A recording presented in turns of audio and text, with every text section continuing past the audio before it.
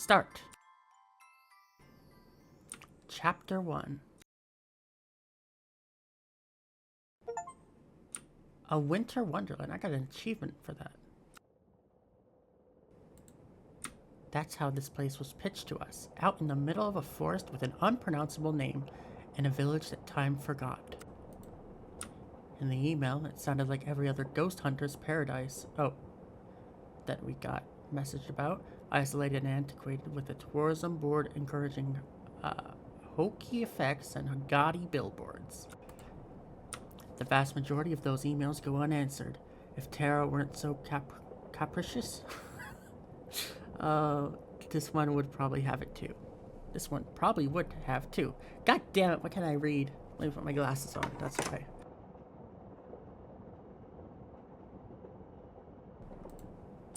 But no, something about journeying to the middle of nowhere for a month struck her fancy.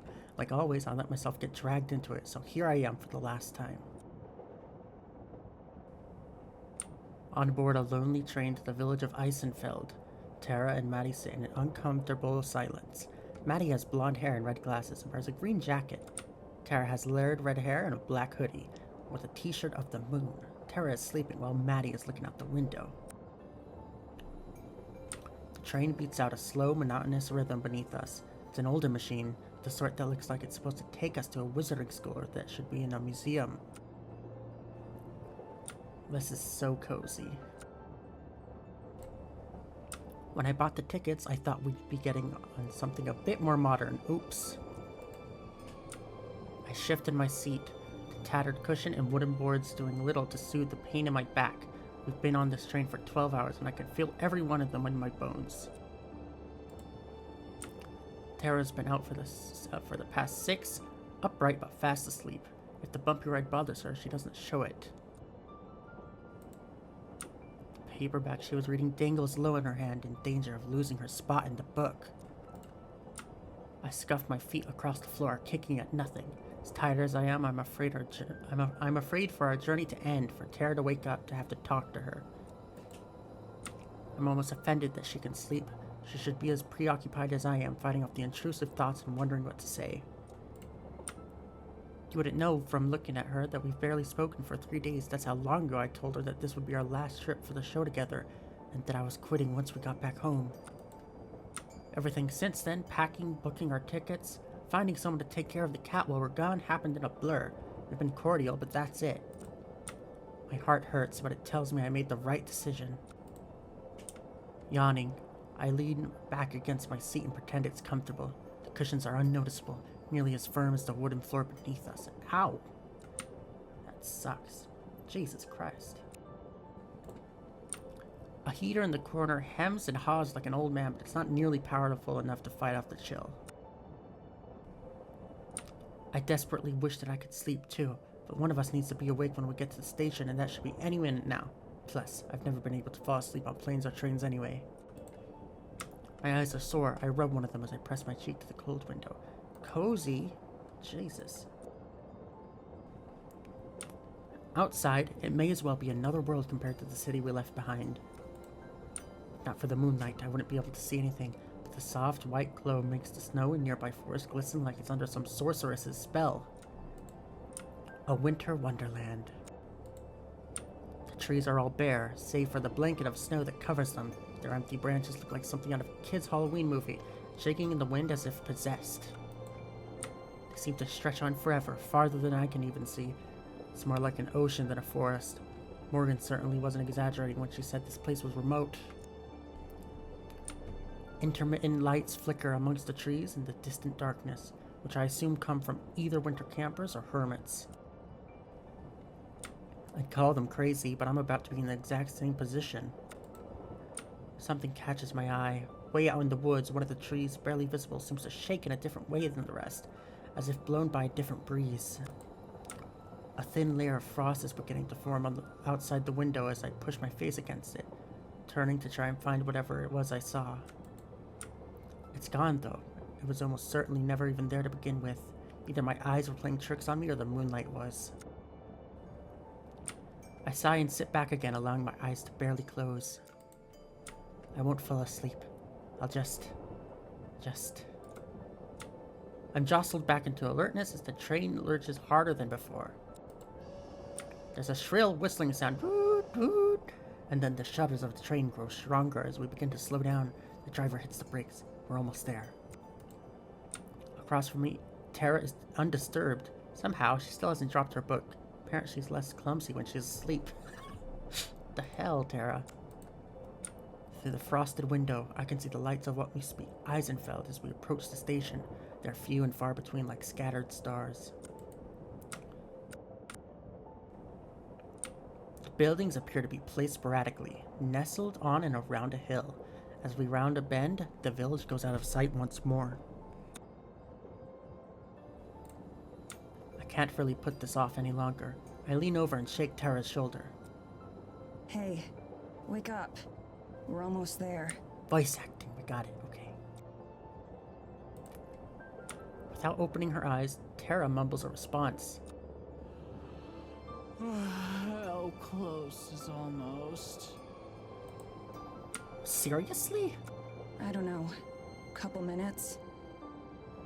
Okay, I'm getting up. Get up. Lazy. Tut tut tut. She isn't getting up. For fuck's sake, Tara. I mean it. If you sleep through the stop, we're just going to... I'm up, Mads. She's up, Mads. Maddie looks over at Tara, who raises her head from the book.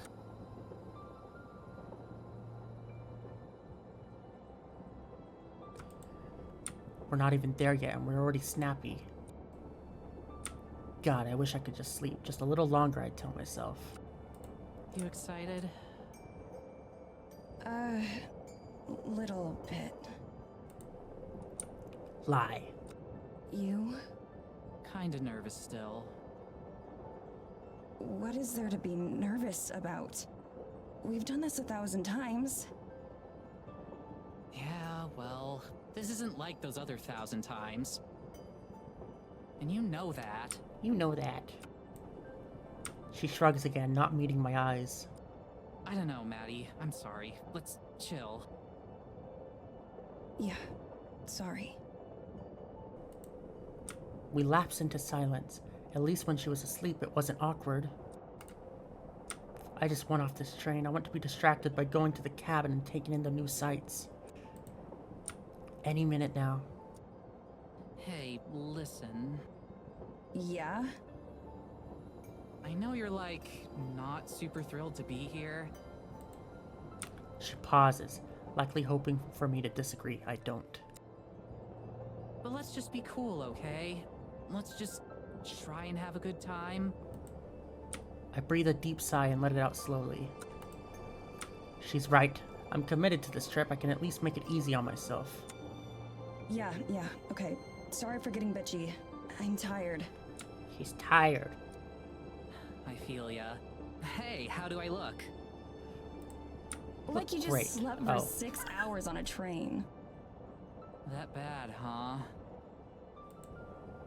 She messes with her hair in some attempt to improve its state. The results are unnoticeable at best. Hopefully it's good enough for Morgan. Fisher. Fisher. Oh. Didn't know her last name. Morgan Fisher. If she's meeting her online hero or whatever, then I doubt she'll care that your hair's a mess. That's pretty hot. God, I hope not. I don't want to end up on some fashion faux pas vid. For real though, if she's super fangirly, then let's just let her get it out of her system and hopefully she won't make things weird later. Making things get weird later is kind of our specialty though. Yeah, true. But hey, it got us to 250,000 subs, so like, Whoa. you must have been doing something right. Damn, girl. I just nod. I still can't help but fixate on how everything she says is past tense. It's over after this. It's fully my decision. All I have to do is say the words and things will go back to normal. I doubt Tara would ever bring it up again if I asked her not to. It'd be so, so easy.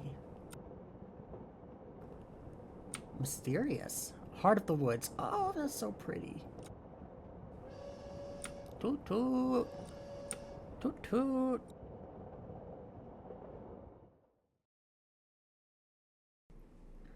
Can you see my cursor? We step off the train and into another world. I don't think you can see my cursor. Okay. A frigid wind saps the heat from my body almost immediately, as if it had been waiting until we arrived to pelt us until our skin felt like it was burning. I instinctively wrap my arms around myself to try and preserve what little body heat I have left, but it doesn't change a thing. I might as well not even be wearing a coat for how all good the mind does. Oh, I did not read that right. Wow, this is so pretty.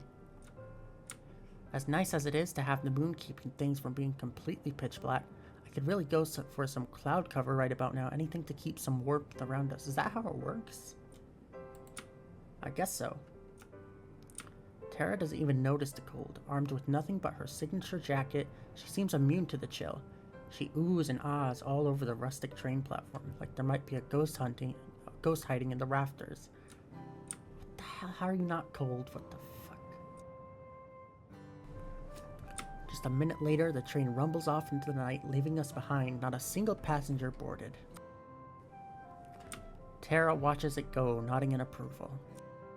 Okay, this place is already killing it in terms of atmosphere. Is it too loud? I'm gonna turn it down a little bit more.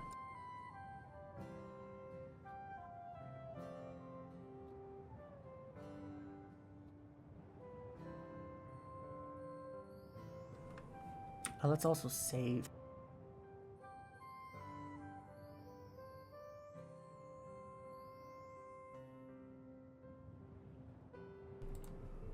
It's like she's completely forgotten the uncomfortable energy that had filled the train, back to her usually overly excited self. I should probably be better, but instead I can't help feeling jealous of how she can just shake it off. She has a little pocket camera that she's been carrying with her, and she uses it to take a few pictures of the inky blackness surrounding us. I glance upward at the lights which hang from the ceiling. They're small candles lit with real flame as opposed to electric. One of them has blown out and swings uselessly in the breeze. They're about as ineffective at keeping away the darkness as my coat is at keeping me warm. The low light will surely ruin Tara's photos, but she's snapping away without a care. You know none of those are actually going to be visible, right? She ignores me. I should probably just let her enjoy the moment. This place really does feel super eerie. Listen. I do, and it soon becomes apparent what she's referring to. The silence. All around us, it's quiet. Even the sound of the train has faded, leaving us in total solitude. The flickering lights of Eisenfeld seem impossibly far away, though I know it can't be more than half hour's walk. It's so quiet. Isn't that cool? We're definitely not in Kansas anymore. Kansas, huh? That's one way to put it. I strain my eyes and ears looking for any hint of Morgan, who's supposed to be picking us up. You'd think the sound of a car's engine would carry pretty far out here. For real though, I think this could be the place where we finally get some hard evidence. Something solid. She says this every time, but she usually sounds like she means it more. Just look at it. Something's gotta be out there. I can feel it. She can feel it, the spirit orbs, the spiritual energy. We both look off towards the trees. From the train, it was difficult to see where they ended. Here on the platform, it's impossible. My expectations aren't any higher than usual, though, which is to say, non-existent. I wonder if Tara really believes what she's saying either. When she speaks again, her voice is quiet. That would be the perfect send-off, wouldn't it? Yeah. Her words sting. Damn it, not here. Not already. I want to try and deflect away from this somehow, to set her back on her path, let her enjoy this moment without me spoiling it. Who knows? Maybe this will be the one that finally gets you a con panel so you don't have to crash someone else's. That was one time, and their panel would have sucked without me. Her voice has an edge of her typical bravado again. It's a relief to hear. She turns to her camera and I give myself a moment to try and take in my surroundings. Supernatural or not, there's something oddly serene about this place. That said, I'd like it a lot more if it wasn't so damn cold. I shiver and cross my arms even tighter. Surely Morgan will be here soon. I can't wait to see the village tomorrow. I hope it's like one of those museum exhibits with the little replica towns Aw. and people. Cute. In what way? Like, architecturally. She sounds out the word slowly. All rustic and old-timey. I can't imagine that it'll be that different from home. They've got to be modern enough for Morgan to watch Taranormal after all. If you're expecting people to be walking around in monocles and waistcoats, you're gonna be disappointed. Here I thought I'd Oh, finally finger get a chance guns. to show off how amazing I'd look in a top hat. I'm sure you'd be the Tina heartthrob of the Victorian era. Whoa. Good accent. She gives me a brief snort of amusement. Her responses feel more muted than usual, but the fact that we're still able to banter is a good sign. I'm glad that I can cheer her up, even if I was the cause of her low mood in the first place. However, after a moment she looks back at me. Her expression is serious for once. Okay, so about Morgan. Like I said before, let's give her a chance to get all the excitement out of the way first. We should be nice and friendly, but let's try to keep it professional. I never thought I'd hear you, of all people, say that. I find myself flashing back to all the unprofessional situations I had to extricate Tara from, ranging from bad one-night stands to actual police custody. Whoa! Holy shit. There are a lot of ways I could describe Tara, but professional is definitely not one of them. Holy shit, Tara, you're crazy. Hey, I usually make a good first impression. Finger gun, hand in pocket. I love that. It's just the second impression and beyond that you've got to watch out for. I laugh out loud at that, and I catch her smirking before she looks away. She can play it cool all she wants, but I can tell from the way she's bouncing up and down that she's undeniably excited for this fangirling she mentioned. It's usually one of her favorite parts. I'm sure a little eco boost will go a long way right about now. I can feel myself hopping back and forth slightly as well, but that's more out of a desire to keep my blood flowing.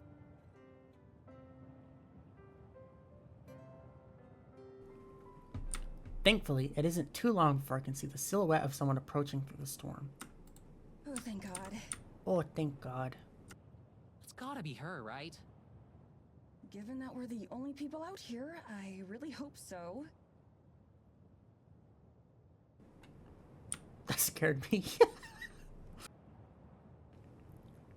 As the girl gets closer, she's easier to see. She's not exactly an imposing figure, but she moves with purpose.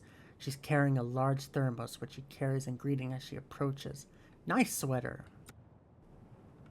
Morgan has orange hair, green eyes, and a handmade sweater. She doesn't emote as she approaches the girls on the empty train station. I wave back. One of the first things I notice about her is that for some ungodly reason she's not wearing a coat. All she's got on to protect her from the frigid weather is what looks like a hand-knit sweater, much like Tara. Once she reaches the platform, she greets us with nothing more than a tired smile and a small nod. Not exactly the geeking out that Tara was expecting. Hey there, you two. Sorry I'm late. No problem. Her voice is friendly but flat. She sounds like she hasn't slept in days. Tara looks a little bit taken aback about how subdued she is. Recovering quickly, she puts on her big celebrity grin. No worries. Are you Morgan? That's right. It's really nice to meet you, Tara. Morgan's smile does seem to grow warmer as she greets her, but her face quickly regains a neutral expression a moment later. I can see Tara's smile faltering as she realizes that this is clearly the maximum amount of geeking out this girl is capable of. To her credit, she recovers as well. Likewise. Charmed, I'm sure. Okay, maybe not that well. Tara extends her hand and Morgan gives her a brief handshake before turning to me. You're Madison, right? I think we spoke online already. Yeah, Just Maddie is fine. Nice to meet you. nice to meet you. They do sound like they're from Kansas. She shakes my hand as well. It's a firm, friendly handshake that ends as quickly as it began. Before she continues, she takes another sip from her thermos. I find myself wishing for a cup of coffee too. It really is nice to meet the two of you. I'm sure you receive a lot of invitations, so I'm glad you were interested in mine. Are you kidding? Remote village in the middle of a huge forest? There's no way I'd pass that up. I've heard all kinds of stories about the things you'll find in places like this. Yeah, bears. Hopefully not too many, or I won't have anything new for you. Oh, I'm sure you've got something I'll be interested in. Is that flirting? Real smooth, Tara. So much for being professional. What the hell? I can see Morgan's mouth twitch slightly at the comment. I can only hope it was something closer to a smile than a grimace. Tomorrow I can show you around the village.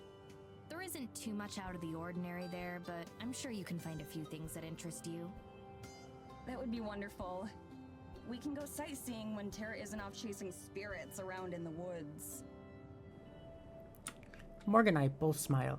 Tara flashes me a look of mock annoyance for the slight. Water.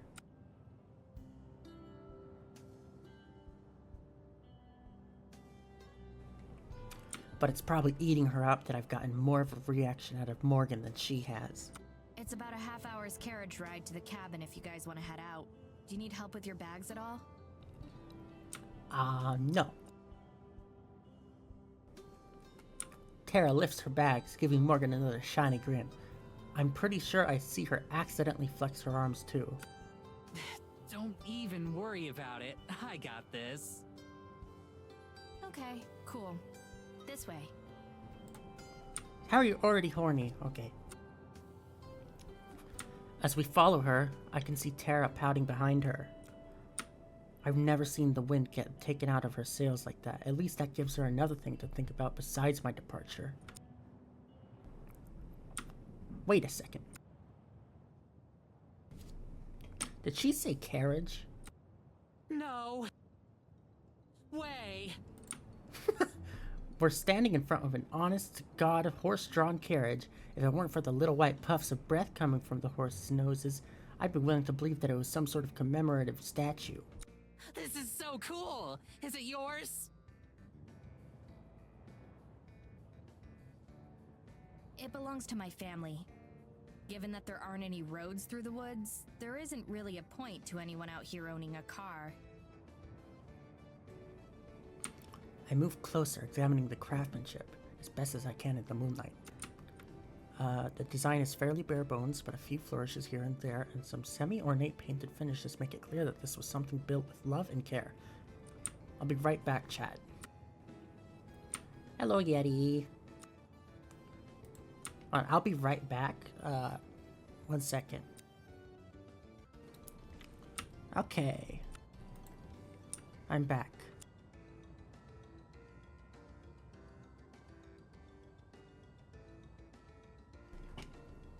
Where were we?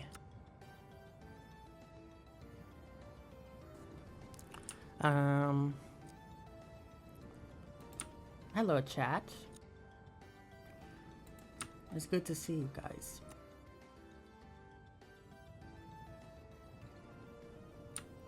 If you don't know what's happening so far, we've arrived in this small town.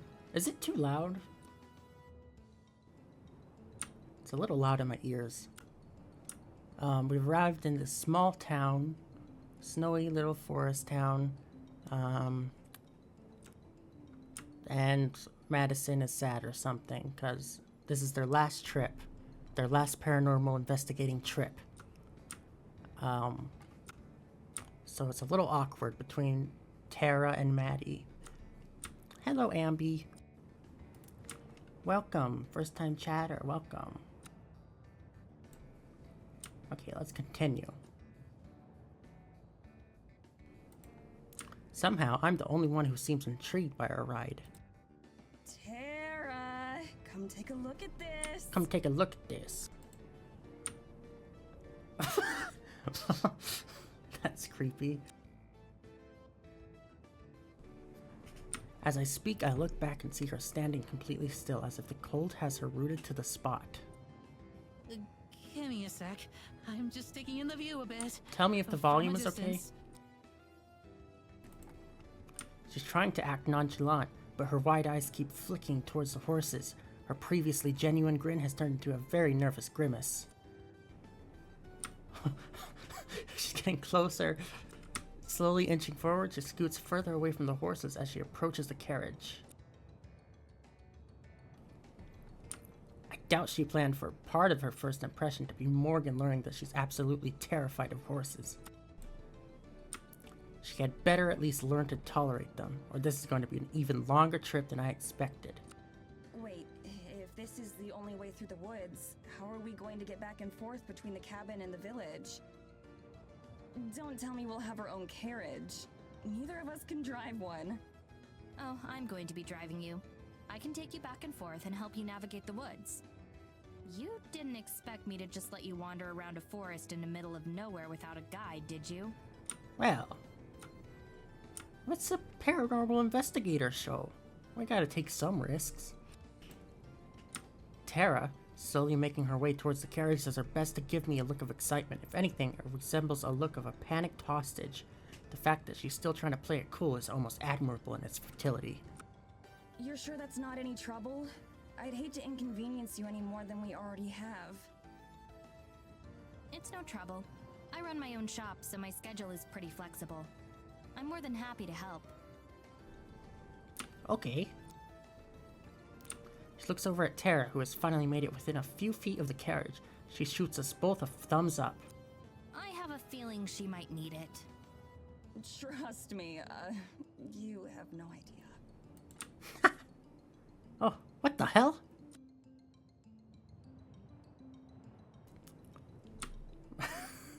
Morgan turns and deftly swings her up into her seat, taking a hold of the reins. Tara finally manages to place her hands on the carriage and climb up to sit alongside her.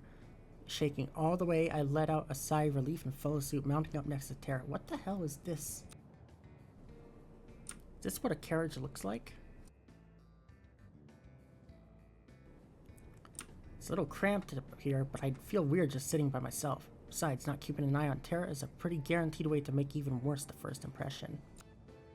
So, can you do any tricks in this thing? Oh god, we're gonna die. The path to the cabin turns out to be a complicated one. We've been making twists and turns throughout the trees for a few minutes, but Morgan seems to know exactly where she's going. Not even the dark can stand in her way.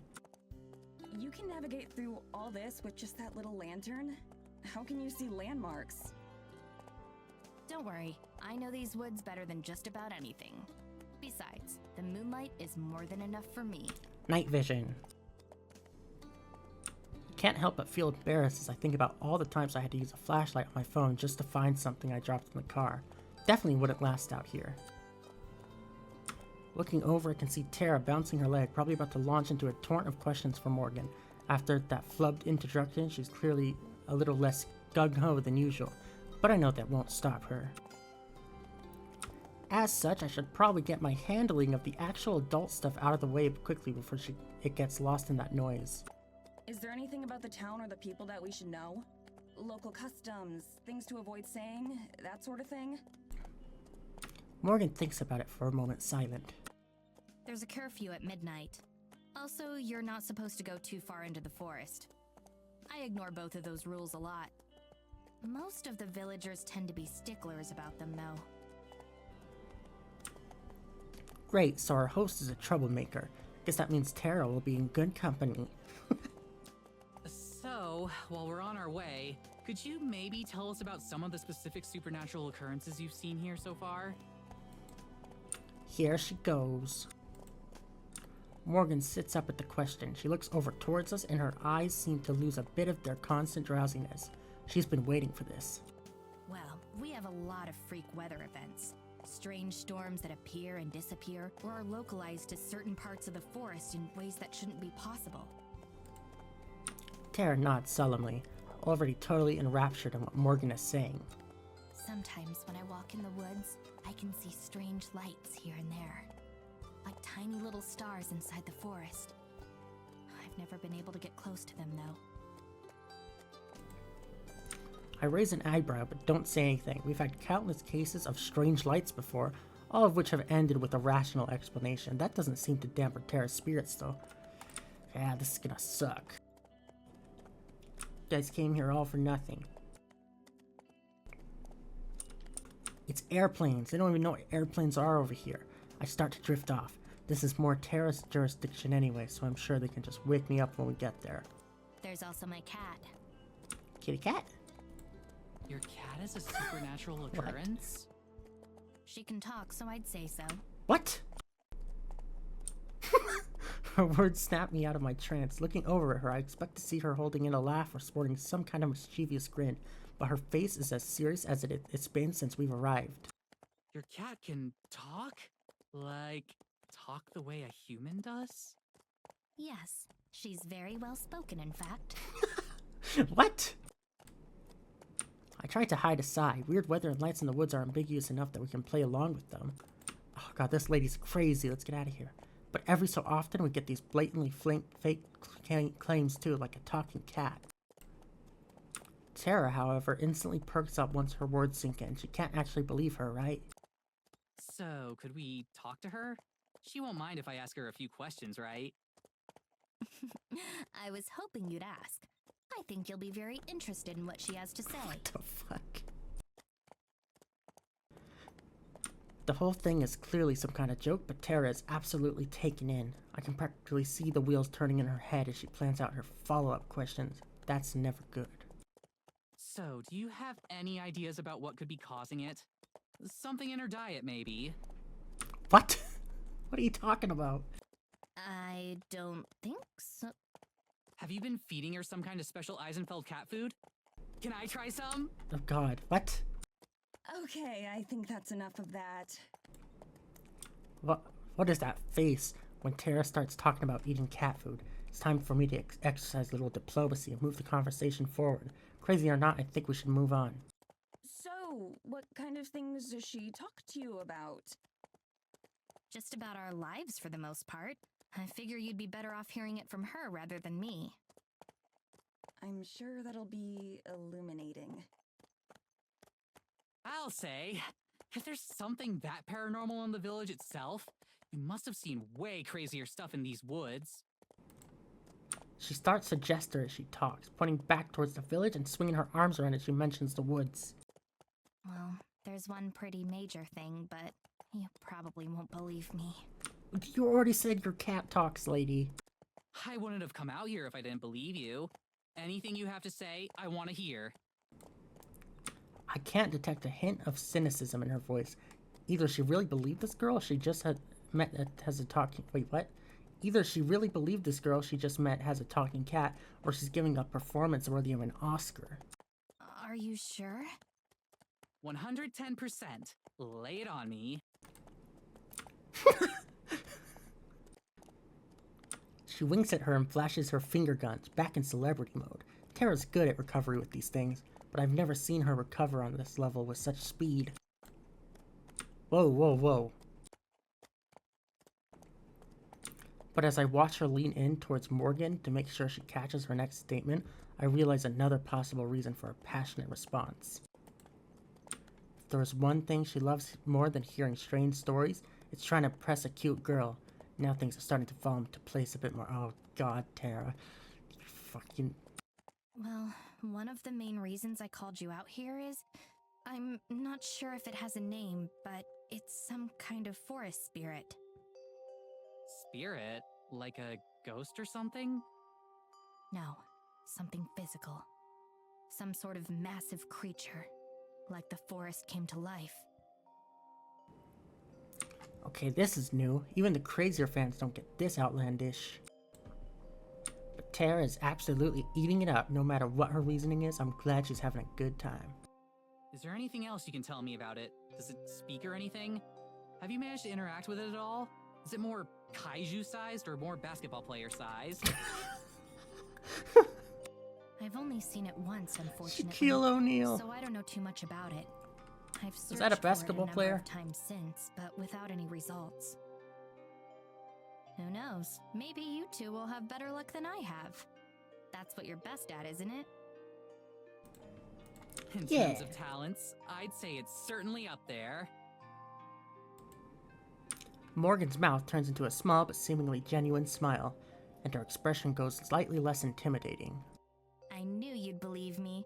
Nobody else around here does. Hello, Panthera. Welcome to the stream.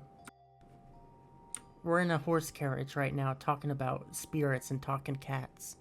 Don't worry about it. I can't imagine why.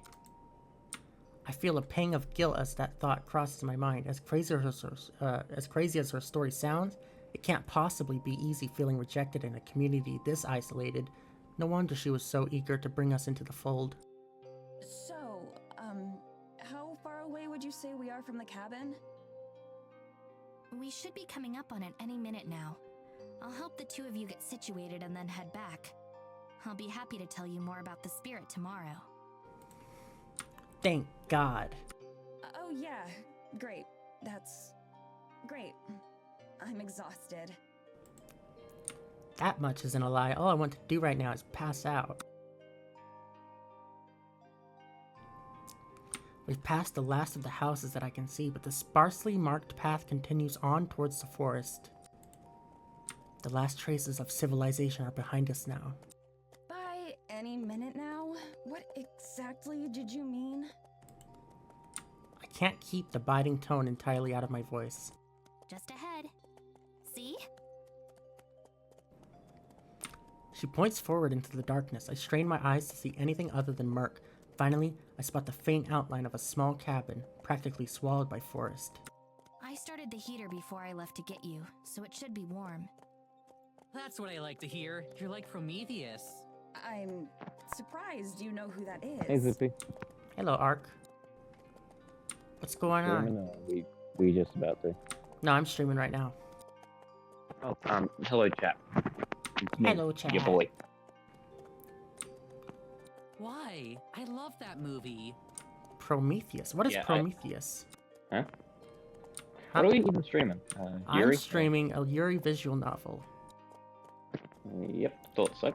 The one that I said might be Have not a look safe up. for work, but... No, it's safe for work, I checked.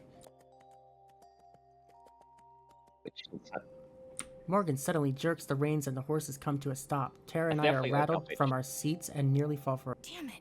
Damn it! What? What happened? just let you go.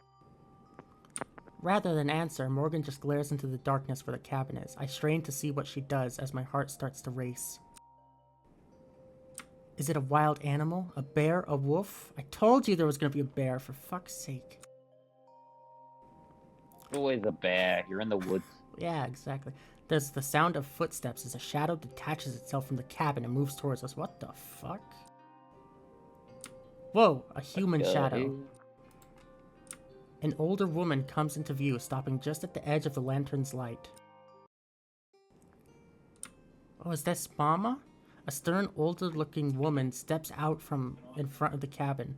She has the same orange hair as Morgan.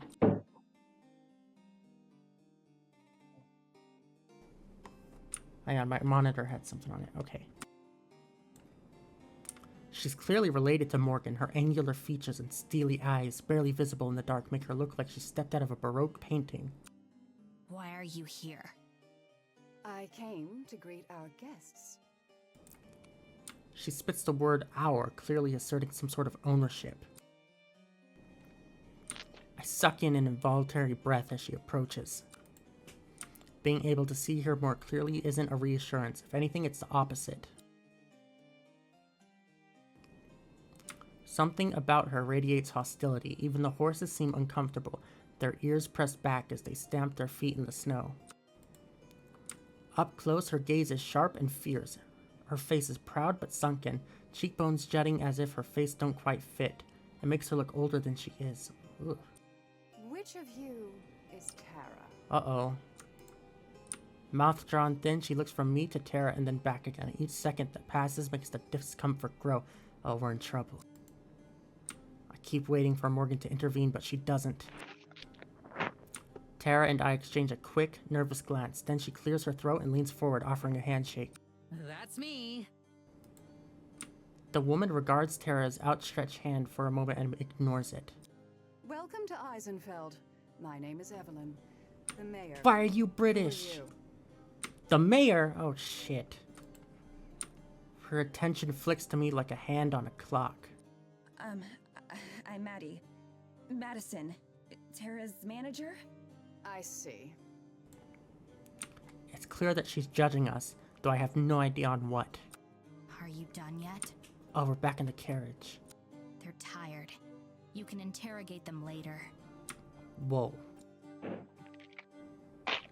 Just what exactly is she volunteering us for? Interrogate is a kind of a strong word. Our host makes absolutely no effort to disguise the loathing in her voice. In a town as small as this one, I can't imagine that speaking to someone as important as the mayor like that is a good idea.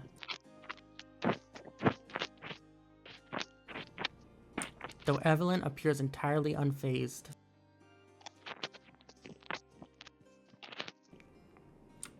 She remains in the middle of the trail, blocking our path. She and Morgan stare each other down while Tara and I sit in a painfully uncomfortable silence. After at least a minute, the mayor finally steps out of the way and heads back up the way we came. We'll speak later.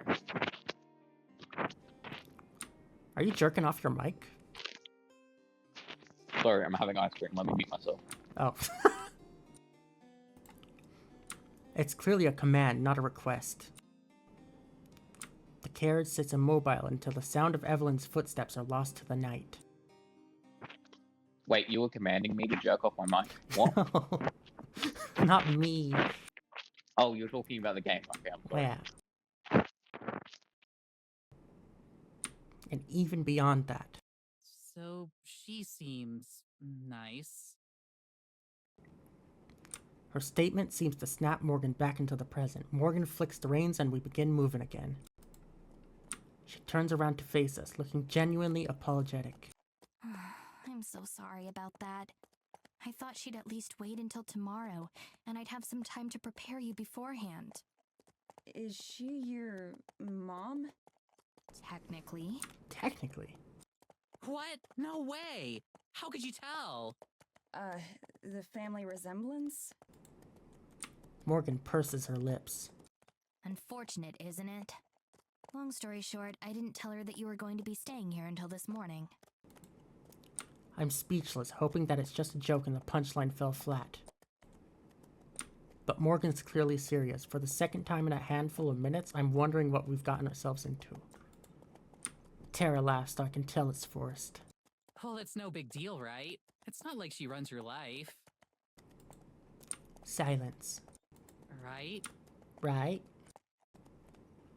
Eventually, Morgan nods. Right. We shouldn't get into it right now, though. I'm sure you'd rather sleep tonight. Yeah, I'm tired. I can see Tara gathering the breath to disagree and tell Morgan that we'd love to hear all about her family issues right now, so I head her off. Yeah, we would. Whatever family drama it is that she's gotten us involved in, it can at least wait until I'm not about to pass out. The carriage comes to a stop just a few feet away from the door. A small stone path has the snow cleared away from it and leads to a short flight of stairs. We're facing a large window, although it's dark and impossible to see into. Morgan vaults out of the carriage, nimbly landing on her feet. I'll unlock the door. Your luggage already came in too, so it's inside. Tara launches herself out of the... Oh shit, she went from side to side. Tara launches herself out of the carriage just like Morgan did, and then she quickly scurries away from the patient horses, eyeing them for any sudden movements. I climb down as she stands an extremely safe distance away. I can't carry all of this on my own, you know. I toss her bag and she lurches to catch it, barely keeping it from landing in the snow. We stand back and watch as Morgan fiddles endlessly with the lock on the door, pushing and trying again over and over. Now that we're so close to the end, I can feel the last of my reserves of energy rapidly draining. The bags in my arms feel like they weigh 1,000,000 pounds. So, what do you think? She mutters as quietly as she can, though her timing couldn't be worse. I think I want to go to bed. Go to bed. Same as ever, then. Don't do that smirk, it's creepy. You know me. Creepy lady. Creepy smirk. Rubbing my arms, I peer into the forest. Just beyond the first few line of trees, everything fades into an inky blackness, thick and impenetrable. I shiver, not entirely because of the cold. A cool breeze rattles the empty branches as they scrape against each other, mimicking the way I'm trying to stay warm. Finally, there's a banging sound as Morgan solves the mystery of the lock and nearly falls through the door.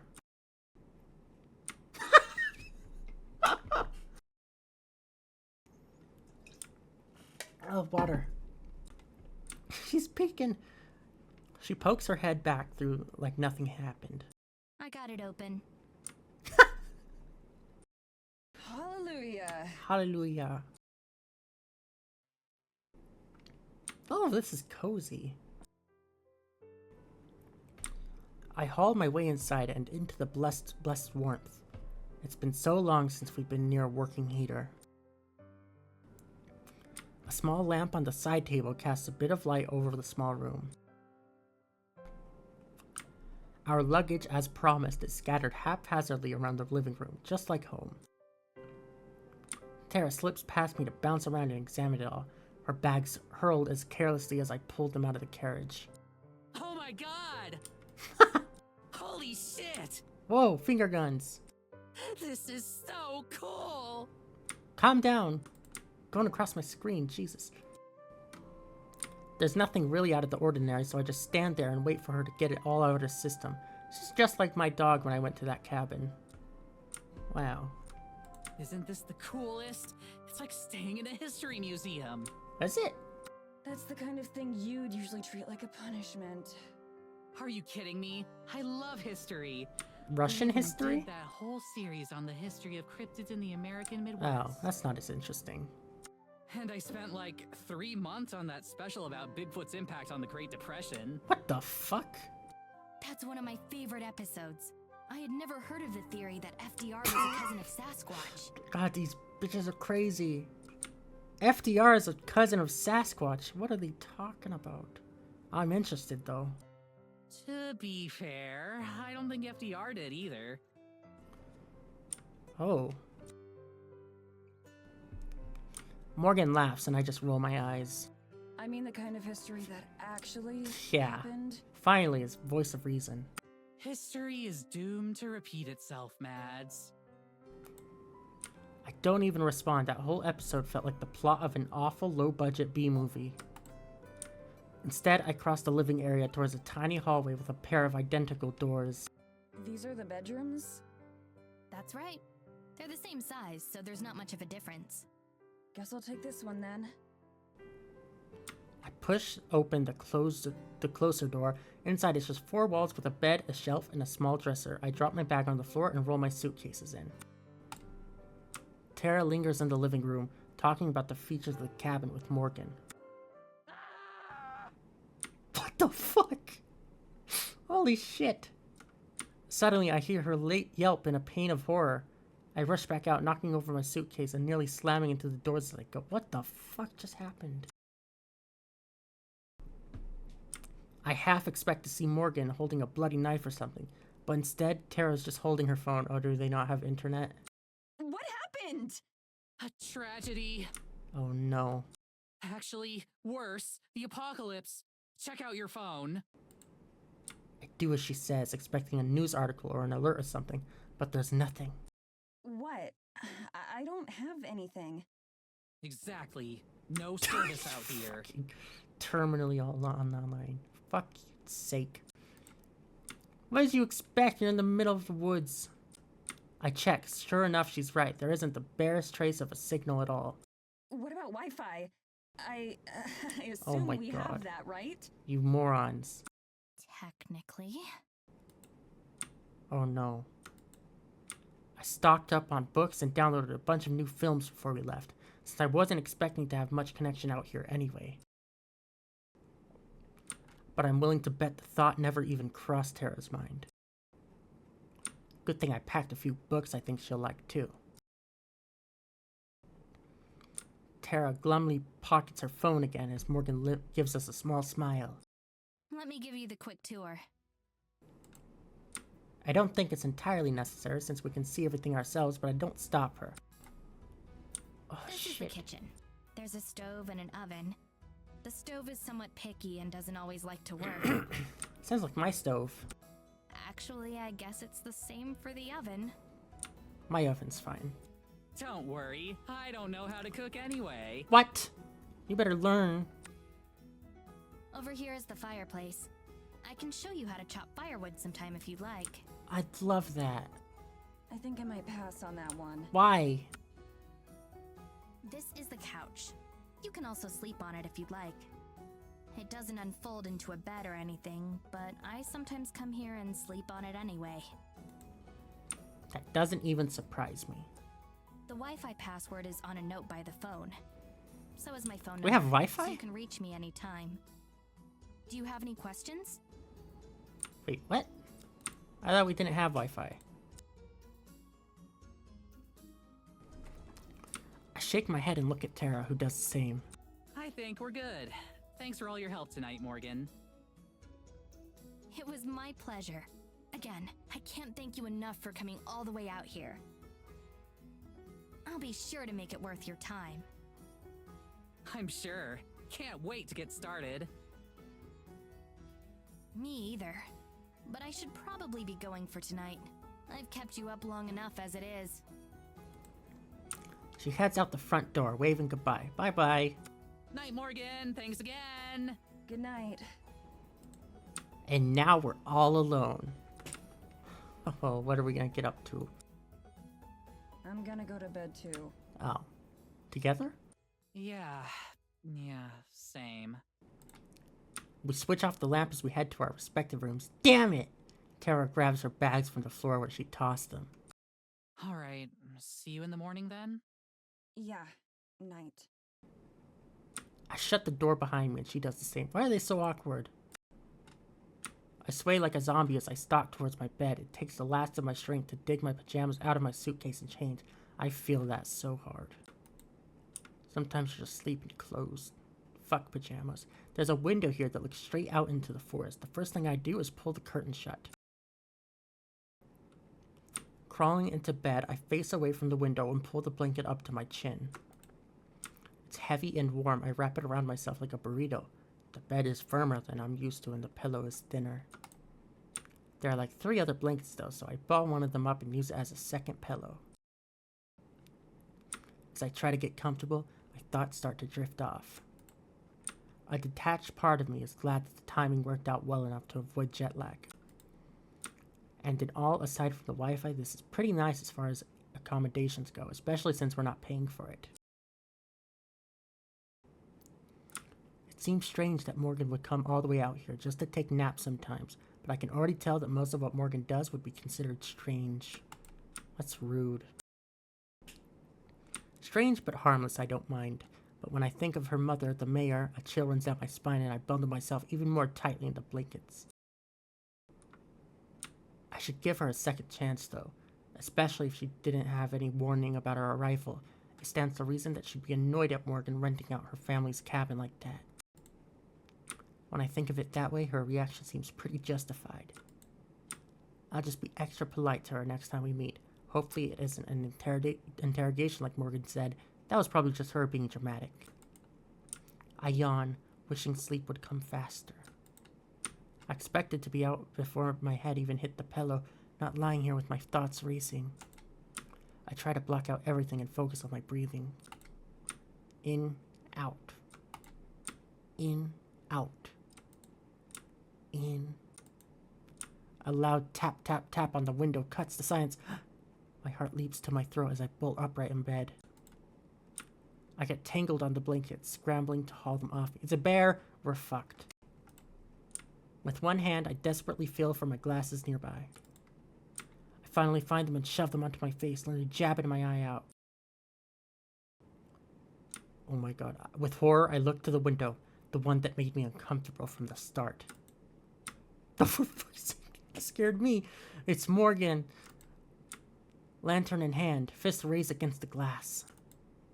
She stands there patiently. If she knows what kind of emotional roller coaster she just put me through, she doesn't show it. Shakily, I walk over to the window, not even switching on the lamp.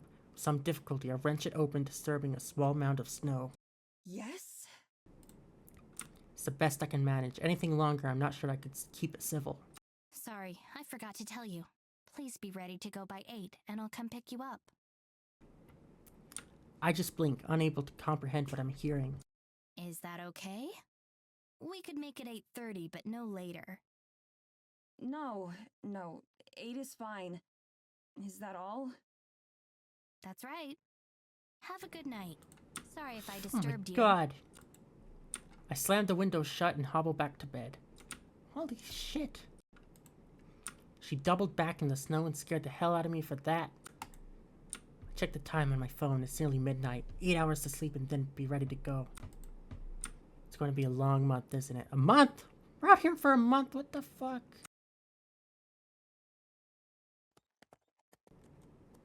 Oh. It's 8 hours and 34 minutes later. I know because telling time is my phone's only remaining function, yet I still check it constantly like something might change. True to her word, Morgan was there to pick us up right at 8. It's a minor miracle that Tara and I were both ready to go. I don't know who had it worse, me waking up to my alarm or Tara waking up to me banging on her door. Even now, she slowly eats a piece of bread from the kitchen, looking for all the world like it was cow chewing cud. What? With each bump that the carriage hits, my tiny cup of coffee threatens to spill on my hand. I'm not sure that I'd feel it. After answering Morgan's perfunctory... What the fuck's that word? Game? With your big words? After answering Morgan's perfunctory questions about our first night, we spent the rest of the ride in silence. She didn't acknowledge at all how she had knocked on my window. Apparently it wasn't remarkable enough to her to deserve another mention. I watched from over her shoulder now as we approached the town. From the train last night, the scattered lights made Eisenfeld appear to be a lot larger than it really is. Now in the daylight, I have to strain my eyes to pick out some of the buildings against the hills and the snow. Tara's missing it all, staring at her feet. Crumbs litter the floor beneath her. Morgan guides us along the path that I'm pretty sure is the same one as last night. A few villagers move out of the way of our carriage, not even turning to look. It must be a regular occurrence. Even though it's hard for anyone to see us in here, I still feel self-conscious. I clutch the bag of camera gear tighter to my chest, hiding myself behind it. There aren't any other carriages on the road, nor anything bigger than a pushcart, so we still stand out, at least in my head. If the situation is at all awkward or out of the ordinary to Morgan, she doesn't show it. She pulls the reins and the carriage comes to a stop in the road. There aren't as many other people up here, but what few there are gives us a wide berth. And here we are. Whoa. Whoa. Tara finally perks up, the words clearly spoken for her benefit. It takes her a moment to realize that we've made an entrance, but as soon as she does, she's in showbiz mode. She leaps to her feet, throwing off the exhaustion like a disguise. Here we are indeed. Finger guns. She vaults out of the carriage, spinning circles like we're in the middle of a grand plaza instead of the middle of the street. I climb out more carefully and then scurry out of the way. Okay, this rules. It really does feel like we've traveled back in time. The buildings, all built from wood and stone, look like they've been here for centuries. The road that we're on and currently blocking is made out of cobblestone. It winds its way through the town despite being covered in well-tamped snow. We're certainly a long way from home. We're a long way from Kansas. Morgan doesn't disembark from the carriage and instead calls down to us. The town square is right down this road, but if I take you there, I won't be able to turn the carriage around. It's always a pain when that happens. I'm going to open up my shop, but feel free to come by whenever you'd like. Oh, can we shop? I'm sorry I can't show you around right now, but I'll make it up to you later. Where's your shop? Oh, right. She pulls a piece of paper from somewhere and dangles it towards me. I cross the road and take it from her. Unfolding it, I can see that it's a map. Despite being hand-drawn, it's pretty coherent and legible. Certain buildings, like Morgan's shop and the local pub, are denoted by handwritten tags. At the middle of the road where we're currently standing, she's even drawn in a helpful "You are here" notice with a smiley face. She's clearly planned this well in advance. Cool. Thanks. Thank you. Feel free to stop by around lunch. I'll make you both something. Hell yeah! You're the best, Morgan. Thanks. Thanks. Morgan gives us a brief wave before heading off to wherever it is you park horse-drawn carriages. I point in the direction of the town square that Morgan mentioned, wanting to get away from all the people who are currently gawking at us. We definitely stick out, if only because of our colorful hair and clothes. Combined, their outfits have the color palette of a bowl of oatmeal. Wow, that is rude. Although they stare, nobody really says anything, either too polite or too intimidated. Both Tara and I avoid eye contact with strangers as we hurry to the empty town square.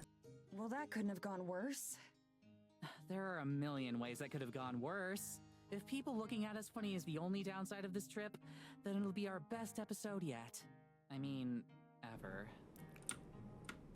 Hello, Nomi. Is that how you say your name? I've never heard anyone say your name before.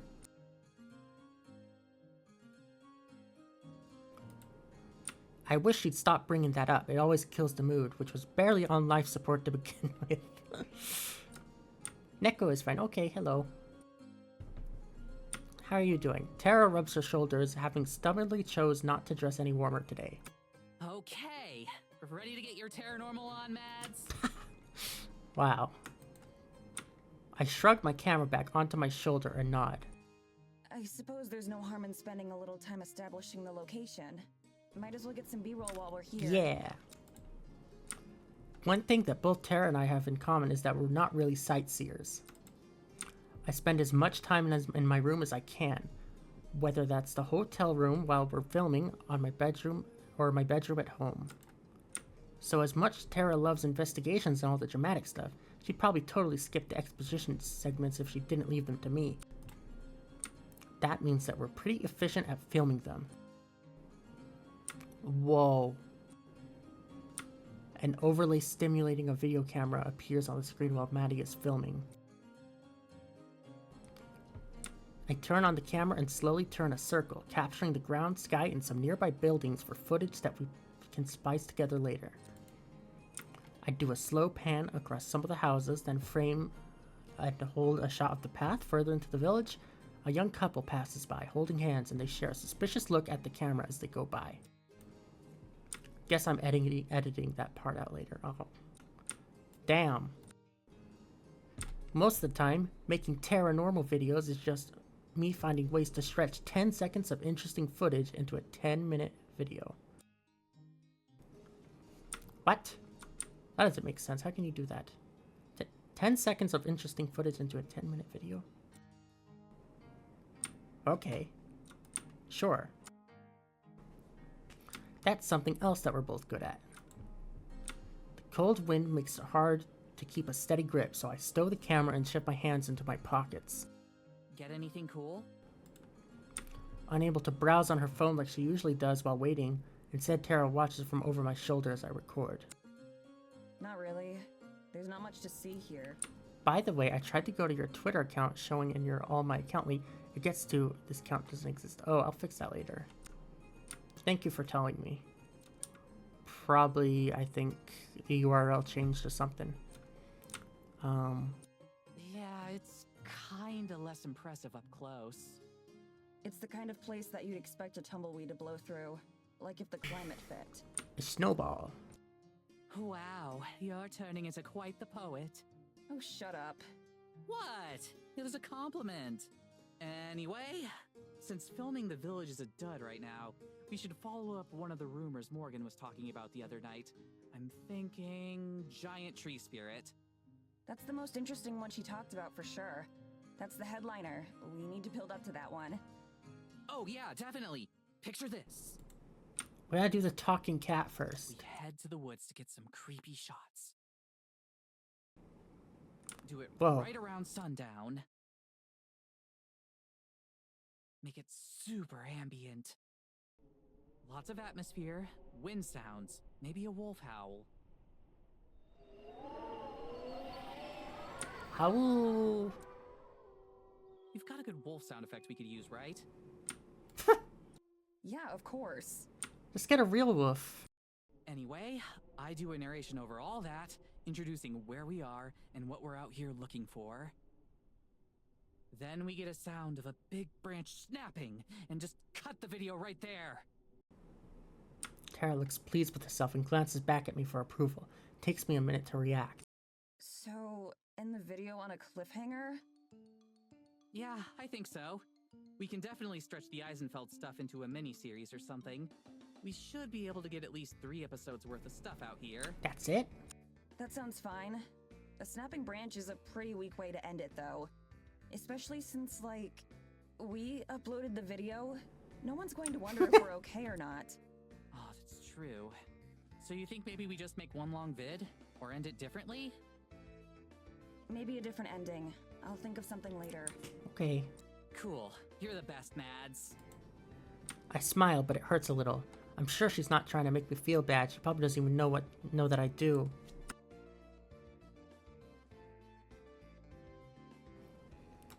I just shrug, wanting to change the subject. We can also follow up on some of the smaller rumors. Like, in her email, she mentioned mysterious lights out in the forest. Like a Oh, yeah. wasp? Aren't those actually real? You're the expert. You should know that, not me. Tara stares at me expectantly. Yes, they're real, but it's just swamp gas. It doesn't matter though, because we need to wait for nighttime for that stuff. It's not very spooky during the daytime. In that case, we definitely want to talk to the locals. See what kind of rumors they've heard of, that kind of thing. It's like Skyrim. Right, that's definitely the smart thing Oh, to do. I should play Skyrim. We both faced back towards the street we came down, where Morgan dropped us off with all those nosy people, who just stared at us but wouldn't talk. Awkwardly. Or we could get some more establishing shots from other parts of the village. I like that idea. We pick a direction at random and start walking. Oh, that's pretty. As we head further into town, it starts to get more lively and there are more people around. That might just be the time of day, though. A couple folks shovel snow in front of their homes. A group of kids run up and down the street accompanied by a sagging basset hound. A woman wearing what appears to be an entire bear fur coat shuffles past us. Wherever we go, the villagers watch us unabashedly. No one makes any attempt to talk to us, and conversations fall silent whenever we come near. I wonder if there was some sort of order given to not speak with us, or if it just happens naturally. I tried to force myself to ignore it. We're not doing anything wrong, we're just a curiosity.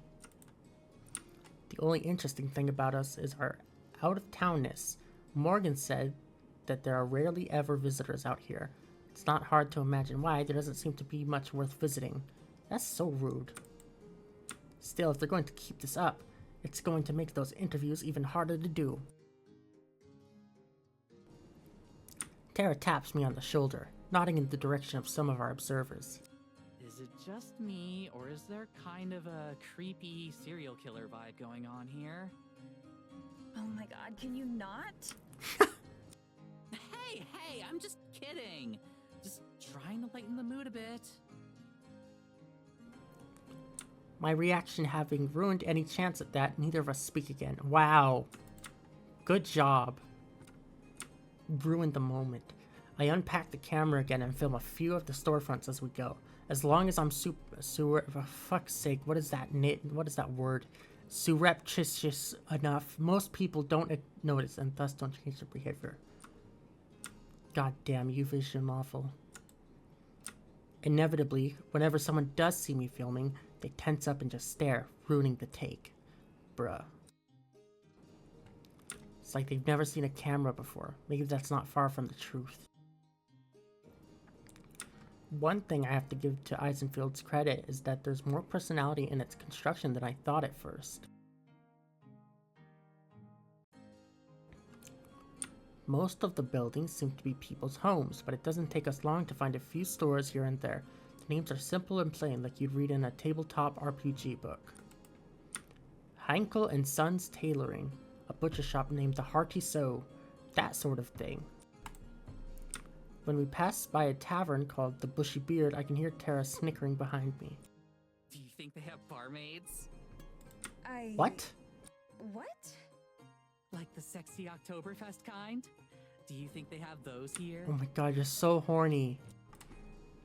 Tara's words are so out of nowhere that it takes me a second to mentally process. This isn't a Renaissance fair, Tara. I'm pretty sure they just wear normal clothes to work. Let's go find out. Tara's mouth gapes wide open. Wait, what? Back up. Ren fairs have sexy barmaids? Where else did you think they come from? I have no idea. I always thought those things were just full of boring stuff. What? Not at all. They have swordplay demonstrations or time period appropriate foods. Some local experts will give talks or lectures on certain topics. Jesus, what a nerd. Like I said, boring stuff. Whatever. There's more to it than just cosplay. I bet you'd actually like it if you went with me next time. Plus, I thought you loved history now. Not the boring kind of history, duh. Yeah. How are swords boring?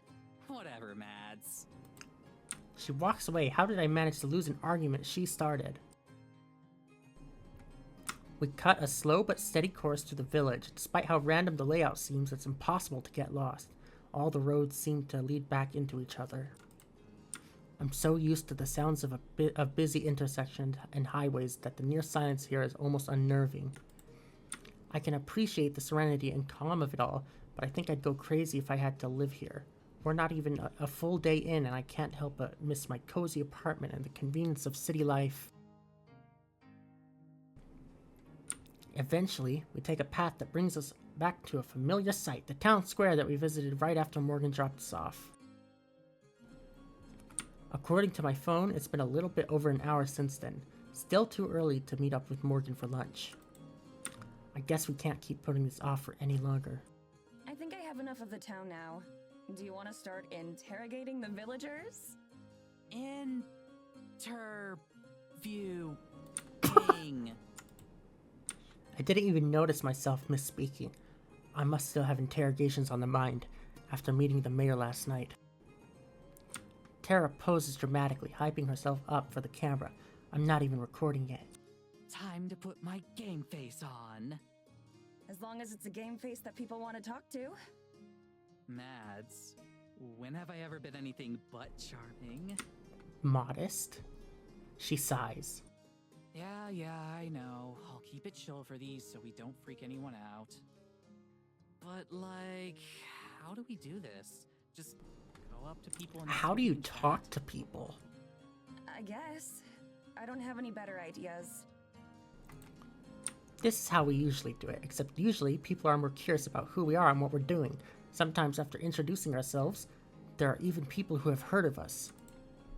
This is definitely not the case out here. Hell, I wouldn't be surprised if Morgan was the only person in this whole village that uses YouTube. YouTube? They're YouTubers. The only thing more awkward than just asking random people for an interview is them staring silently while you approach, but we don't have any other options. I hand the mic to Tara. At least I'm not the one who has to do the talking. Tara stands there with the mic in hand. And stands there. You good? Yeah, I am. Just give me a sec, okay? Oh no. Okay. Don't you do this for a living, lady? She psychs herself up by stretching and taking a few deep breaths. The whole time she holds the mic pinched between two fingers like it's something she just peeled off her shoe. Ew, that's disgusting. Once she's finally ready, she gives me a thumbs up and starts to walk again. I trail a couple meters behind, keeping her back framed in the middle of the shot. She moves with a determined stride, but I can see the microphone shaking in her hand. We pass by a few people walking around, but she doesn't stop any of them, nor does she ask any of the folks outside the buildings chatting or working or just sitting and looking bored. Just up ahead, a middle-aged woman smokes a cigarette, looking at nothing and no one in particular. It doesn't look like she's going anywhere and she's not already in the middle of a conversation. She's the perfect candidate, and Tara must know it too. I wait for her to go up and introduce herself. I stand still and hit the record button, filming her approach. Except she doesn't. She rocks right past the lady, whose gaze follows as she goes, "What the fuck?" I pause the recording and hurry to catch up, hissing Tara's name. I have to say it twice before she hears me and stops. Oh my god. Sup? What are you waiting for? We've passed like a dozen people now. Right, but none of them are the right one. Which one is the right one? You know it's impossible to tell. I'll know when I see them. I roll my eyes, but I don't chastise her. She's trying her best. Oh, okay, here we go. Get ready. I follow her line of sight to figure out her prey, an older man resting on a bench nearby. Broad-shouldered and with a long beard, he looks like a stereotype of a lumberjack. Like the previous woman, he stares vapidly off in the distance, thoughts clearly elsewhere. Oh. Once again, I plant my feet and set up the shot. I'll make a micro adjustments to the focus until I get it just right. The rest is up to Tara.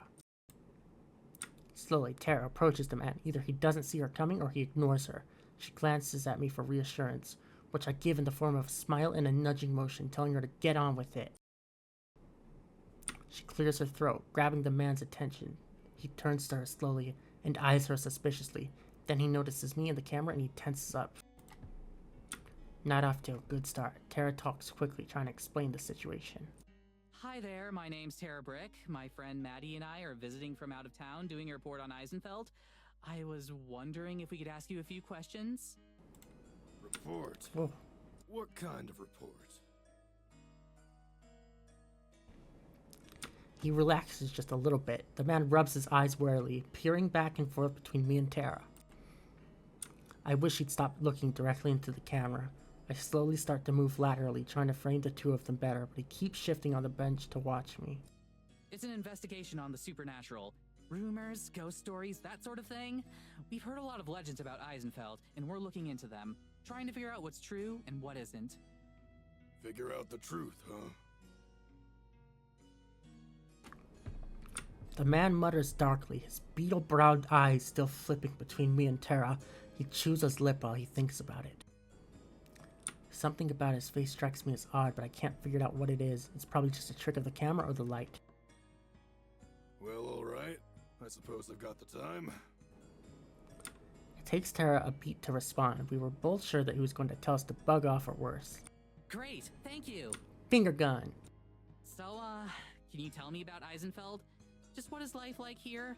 On an average day? That sort of thing. Clearly, she didn't expect to get this far and asks the first thing that comes to mind. She offers the man the mic, but he just stares uncomfortably until she retracts it. Right, well, it's a good little town. Good and proper. Quiet. Real quiet. That's what I like about it. None of that city business. No noise and bustle. Out here, it's just you and nature.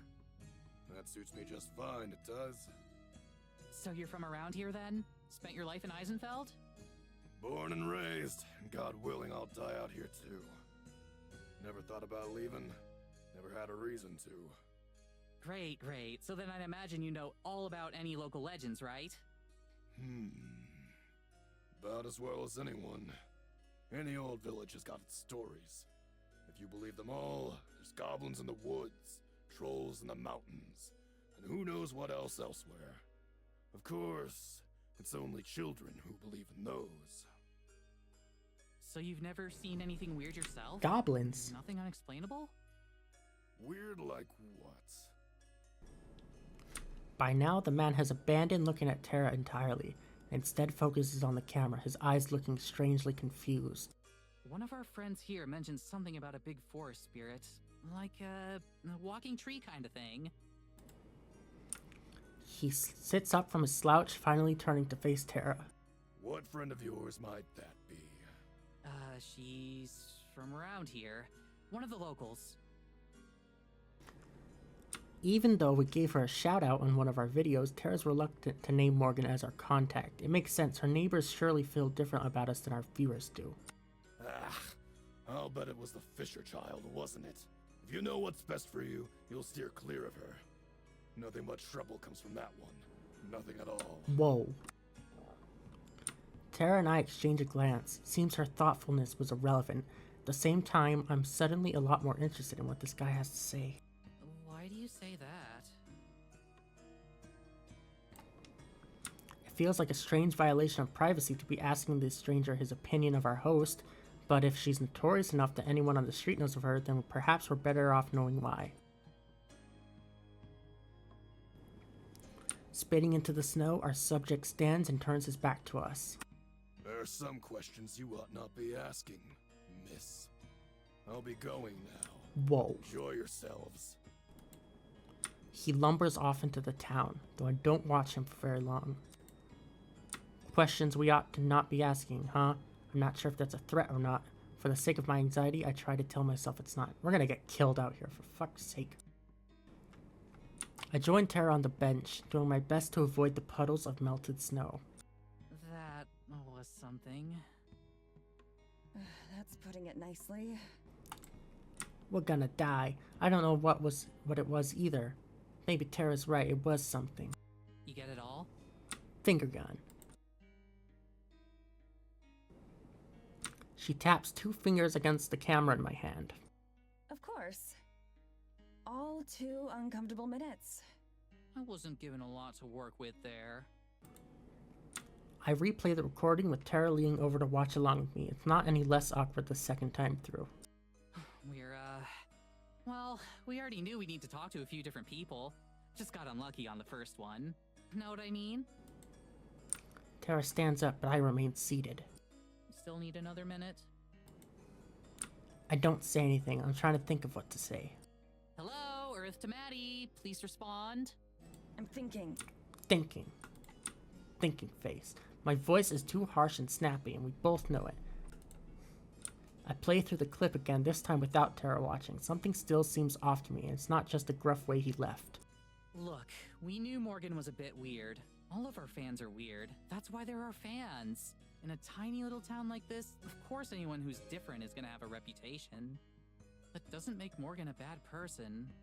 I'm not saying she's a bad person. I didn't say anything. But if you had to ask, I'm sitting here thinking that it's really freaking shady that a guy just guessed we were here with Morgan, and then that he up and left as soon as he found out. We're gonna die. That's not normal. That's not something that's happened to us before. Great! That means we're on the right track. If they're hiding something, then that means there's something to hide. Have you completely lost your mind? Fuck. This is ridiculous, even for Tara. I can understand her wanting to give Morgan a chance, but to actually buy into her nonsense? Tara nods and looks down at her feet, brushing some snow off her shoes. It's only been a couple hours, Mads. He's just one old cranky geezer. Please just try to have some patience on this one, okay? For me. I check my watch. It hasn't even been 2 hours. That only makes her more right, as much as I hate to admit it. Sighing, I place my head in my hands. Sorry, I'm still tired. It's okay. After a long moment, I stand. Wanna find somebody else? Guess we oughta.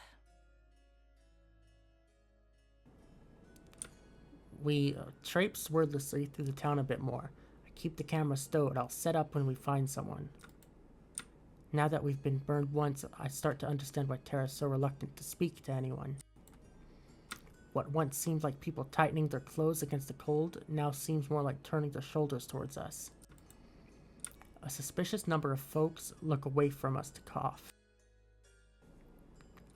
The amount of times we pass by the same places certainly doesn't help our appearance, but now there are a few, especially chatty villagers, that have seen us pass by at least 4 times. Takes another 15 minutes of looping around town before we find another candidate. Oh, God. A pair of girls about our age are waiting outside a shop. Inside, a third girl is talking to the shopkeeper. People our age are going to be our best bet. One of the waiting girls sips from a small mug of what I assume is coffee. She sees us and nods her head in greeting. That's the nicest reception we've gotten so far. What about them? Worth a try. This time, I approach with Tara. I let her take the lead, but I follow close behind, forcing myself to smile in order to seem more approachable. Excuse me. The talking girl and shopkeeper turn to us at the same time. Their conversation snaps off immediately. Excuse me. Hey there. Hello. Hello. The girl next to her leans in to whisper something in her friend's ear, but doesn't talk to us. Whoa, that's rude. Hey, so my friend and I are here from out of town. We know. Whoa. That's creepy. They both giggle to themselves. We're filming a documentary sort of thing about Eisenfeld, and I was wondering if I could ask you some questions. Eisenfeld? Why here? What about it? Well, we're doing a video about any sort of rumors or local legends that you might have out here. Ghost stories or that kind of thing. The 2 girls talk to each other in low voices that I can't pick up. The quieter girl is muttering something and the girl with coffee is agreeing and nodding along. As one, they turn to faces again. I don't think there's anything like that out here. This isn't that kind of place. Not a single one. When you were kids, your parents didn't tell you stories about things that lived in the forest? You've never been out late at night and seen something you can't explain? We're not allowed out late at night. Whoa. Right. There's a curfew. The girls go quiet, nodding to themselves. Sensing a dead end, Tara changes her tactics. Do either of you know a girl named Morgan? She's the mayor's daughter. The first girl, the one with the coffee, grins at that and pulls out at her companion's arm. The other girl swats her away, face turning pink. Oh, I'm pretty sure everyone knows her. Whoa. She smiles devilishly at her embarrassed friend. Some of us better than others. What? What's she like? Why is she so famous? She isn't that bad. She's just... She's trouble and you know it. My God. Staying out after hours, sneaking around town. She spends a lot of time out in the woods too. Sometimes overnight. What do you think she's doing out She's there? like an anime protagonist. If there's a particular conclusion we're supposed to have reached, it's lost on me. Still, it can't be coincidence that we're 2 for 2 now on people being weirded out by Morgan. 3 for 3 if I count myself. Do you think there's something out there? The 2 girls blink as if their reaction was planned. Something like what? Tara shrugs. No idea. Like I said, that's what we're researching. I don't think you'll find anything like that here. I'm sorry, but this isn't a very interesting place. Right. I stride away, leaving her behind. I head into a corner between 2 buildings, out of sight of the girls we spoke to. Tara catches up with me, then leans against the wall next to me. That didn't go much better. Really, you think? Was it just a coincidence that these 2 other random people we met happened to have the same opinion of Morgan as the first? She didn't tell her mom, the mayor of the whole town, that we're going to be staying in a cabin that her mother probably owns. Maddie, you need to calm down. For a month. She rambles Whoa. off stuff that makes any one of our videos look like an episode of Scooby-Doo, and then the next morning just dumps us off in the middle of the village. We haven't even been here for a day yet. We've seen our host for like an hour tops, and we were practically asleep for most of that. How am I supposed to have a good opinion of her so far? Whoa. Don't you diss Morgan. Oh yeah, she's gotta work. Come on, Mads, have a little faith. What's the worst that can happen? The lead turns out to be nothing like the other 200 times before. Some girls gossip about us, an old bum tells us to get lost. 207. And the worst part is that the whole town hates us while we're stuck here after spending thousands of dollars to cross the world. Oh, where are we in the world? To live in a wood cabin with no phone service and barely any internet. Calm down, Maddie. For a month. Look, you don't need your phone. You've got to see the problem here, Tara. Tara sighs and throws up her hands. Okay, so what? What is it that you want me to do? We're here and you hate it. I get it. So what's the solution? What is it you're hoping for here? Like I said before, let's just deal with it. Make the best of it we can, and try to have some fun. That was the whole point of this thing. It was supposed to be fun. If she's trying to encourage me, she's doing a terrible job of it. Whatever. Let's just get this over with. And this time, don't mention Morgan. If nobody here likes her, then you're probably better off not bringing her up. I can see that she wants to say something, probably argue, but then she deflates and nods. Okay, no Morgan. She goes quiet for a moment, staring off into the town. She takes a breath and sighs, visibly relaxing. She starts to lead the way, not looking back at me. I feel a sharp ping of guilt as I stare at her back. I did promise to try, and here I am again, making everything worse. Tara. Making everything worse? Yeah. We're arguing at the moment. Sorry, I was cooked for like 20 minutes. I was watching Persona 5 and Persona 3 clips of all the romance scenes. Yeah? I'm a very sad individual, is all I'm saying. Oh. Water. Water. Anyway, I'm probably gonna head out. Kind of wanted to just say hello and hang out a little bit. Okay. Thanks for I don't showing want to up. interrupt your Yuri stream. Okay. Yeah. Alright, see you, man. Bye-bye. Well, see you, ma'am. See you, ma'am. With a ma'am at the end. See you, ma'am. No, that sounds too formal. Yeah, it is what it is. Alright, see ya. Bye.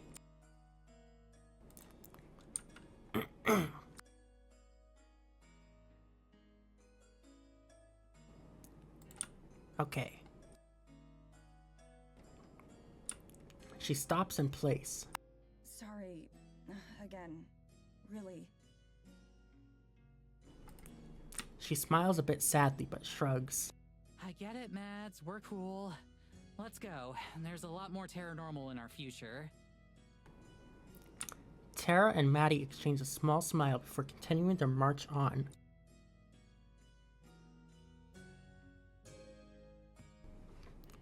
Eisenfeld seems to have been built so that no matter what, you're always walking uphill. We make our way up yet another one past a low crumbling wall and a few more houses. As we make our way up the street, a bitter-looking old woman with a broom stops what she's doing and eyes us. We've walked this part of the road several times now, but she wasn't here before. Hey you! Who are you? You aren't from around here? The last part is definitely a statement, not a question.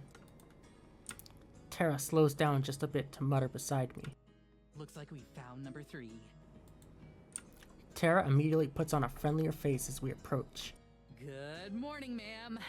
You're right. We're not. I'm Tara, and this is Maddie. We're here doing a research documentary on Eisenfeld.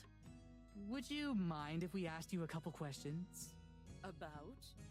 Some of the local legends and rumors from around here.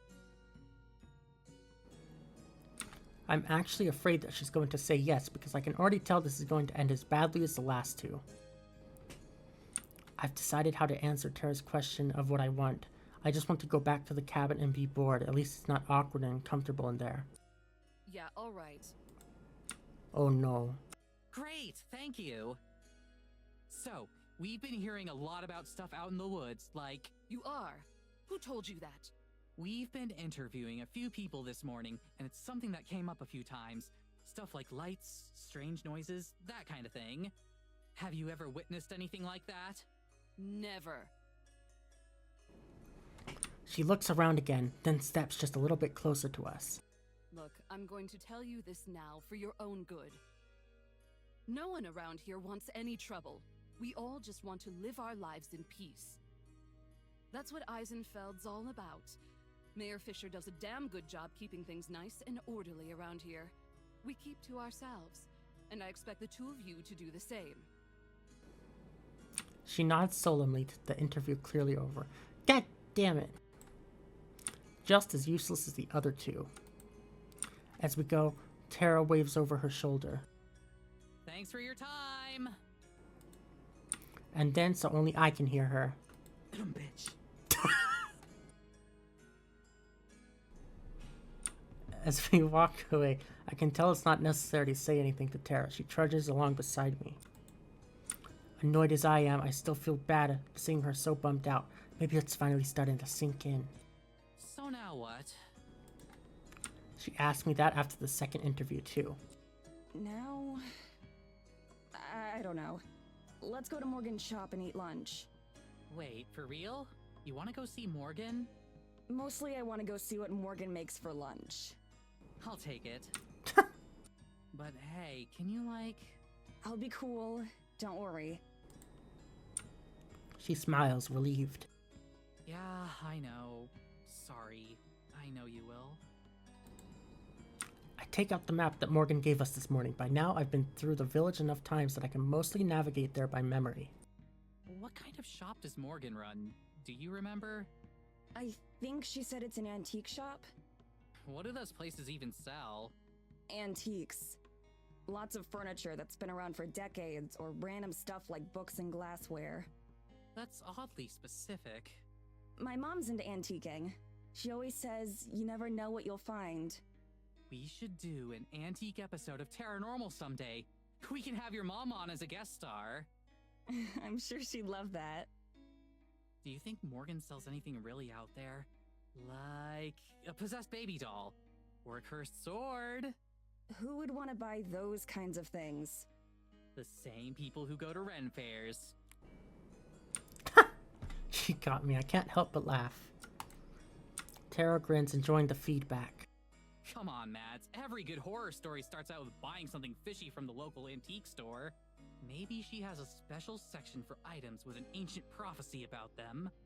We're specifically trying to avoid the horror story scenarios, remember? Oh, right. Yeah, I guess that would suck to live through. Okay, what if she lets us interview her talking cat instead? That's like a whole episode's worth of stuff right there. The internet loves cat videos. That one could go viral. That's what I'm saying. Oh, we should prep a list of questions for it before we get there, so we know what to say. Ask it which brand of cat food tastes best. We can sell the video rights to that company. Whoa. Come on, I'm serious.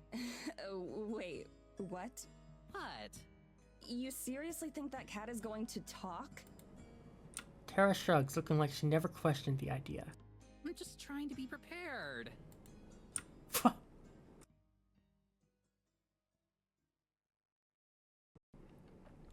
I thought she had gotten the picture after that last interview went awry, but it seems like she's still giving Morgan some benefit of the doubt.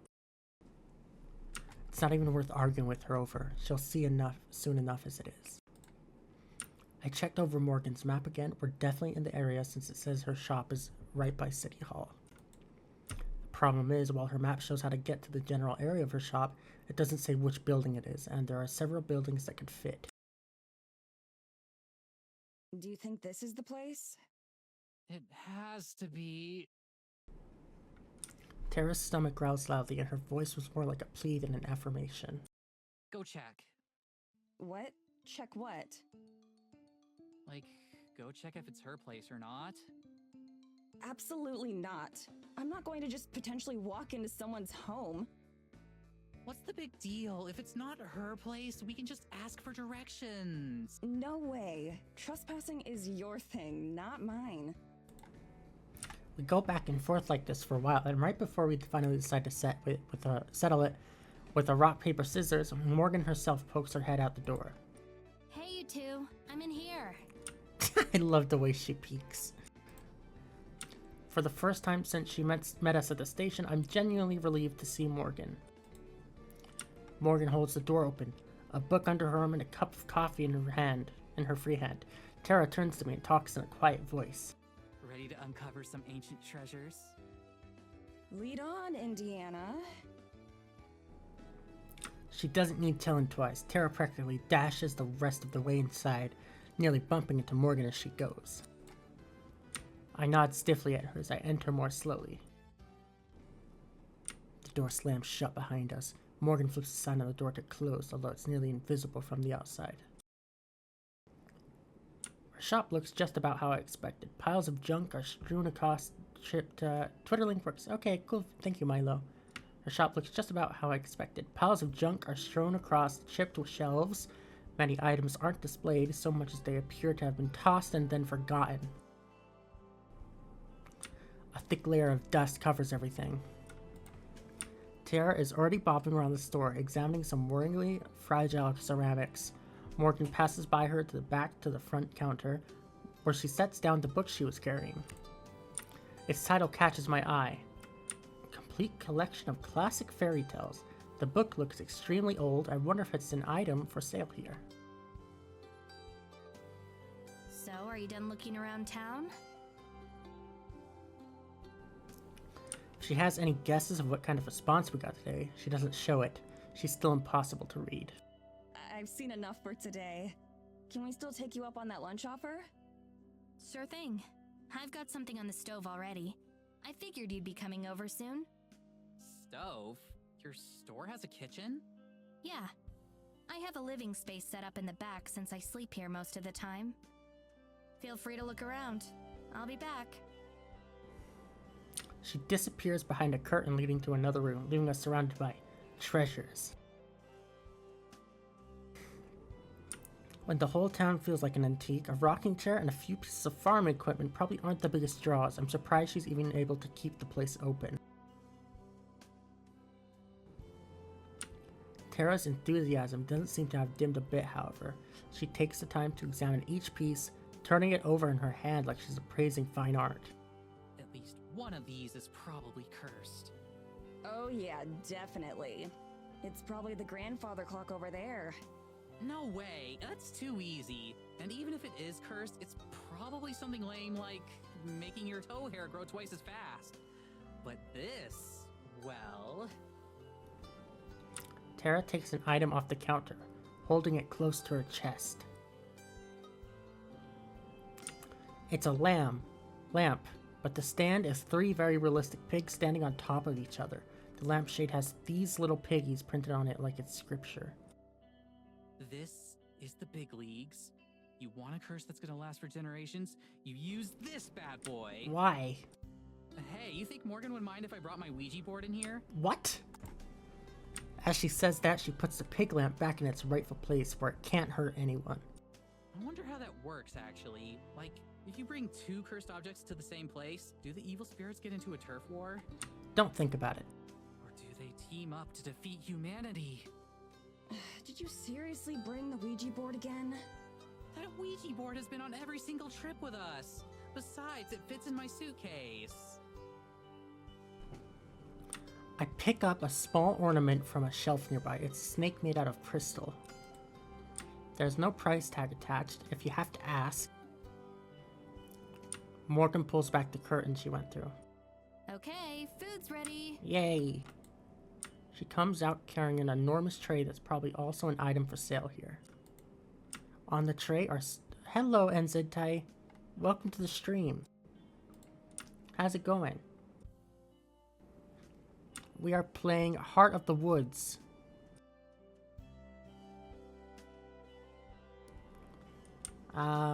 It's like,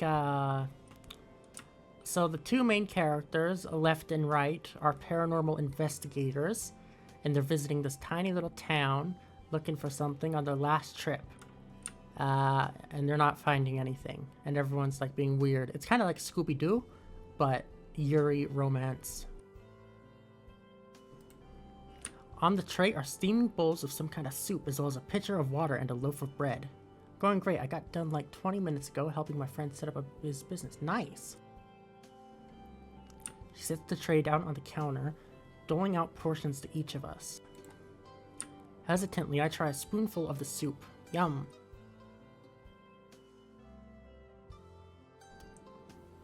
It's delicious. It has a rich and meaty flavor, but isn't too heavy, and it's hot but not too hot to gulp down. I dipped some of the bread into the broth. That's delicious too. Everything here is definitely homemade. This is really, really good. Ah! This is amazing! Yummy. Thanks. Let me know if you want more. Let me know how the volume is as well. Oh, really? Yeah, it seems pretty popular. Morgan stolidly keeps eating, the praise barely seeming to register on her. It's a shame that probably the one nice thing I'll have to say to her all trip. Wow! Once she's finished, Morgan picks up her book and starts to read again while Tara and I are still in the middle of eating. Volume is perfect. Awesome. I glance over at Tara, who is intently staring at her spoon. She finishes her bowl and rattles the spoon around a bit. Can I take you up on that refill? Of course. Without looking up, Morgan picks up both her book and her bowl and heads into the back again. She emerges a moment later with a fresh serving of soup, which she wordlessly sets down in front of Tara. Only after we've both taken our last bites does she finally close the book again. All done? Yeah, thanks. I'm done too. Thank you. I also just watched a streamer who I haven't spoken to on his stream since a year ago. Awesome. Let me get these out of the way then. She hauls away all the dirty dishes before rejoining us at the counter. So, what are your plans for the rest of the day? I fight back the urge to tell her that she should be the one making plans for us and showing us around. At least this way I can go back to the cabin sooner. We're still figuring that out. We hadn't got to see you much, so we decided to come over. Oh, right. I'm sorry about that. I'll take a couple days off starting tomorrow. You sure? We don't want you to miss out on any business or anything. There aren't that many customers who come through. You're the first ones all week, and you don't even count. I'm not sure how I'm supposed to react to that, so I don't say anything. That's too bad. You've got a lot of cool stuff. I was looking around some while you cooked. I wouldn't get too excited. I just make up interesting stories for the items so they sound more entertaining. It helps pass the time. Right. Morgan says it so casually that there's no way she knows how relieved I am to hear that. It lines up neatly with what I already suspected, that everything Morgan included in her email is even more made up than usual, that this is all a colossal waste of time. Most likely she's a fan of the show who wanted to trick us into coming out here, and we fell for it. Hook, line, and sinker. If Tara has realized any of this, she of course doesn't say anything, but judging by the way her enthusiasm vanished, it seems like she's starting to get it again. Fiddling with some silver knickknacks, she looks out from the counter to Morgan. So, can we see the talking cat? As soon as Tara asks, I can see Morgan's eyes light up with interest.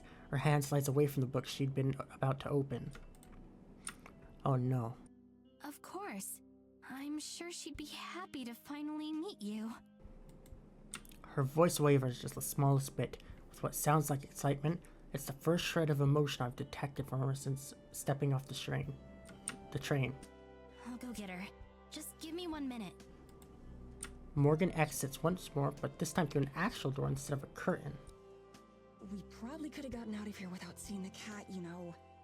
Why would I want to do that? This is the pizza resistance. She doesn't even try to pronounce it right. I was thinking that too. Are you serious? Still? You know it's not going to actually talk, right?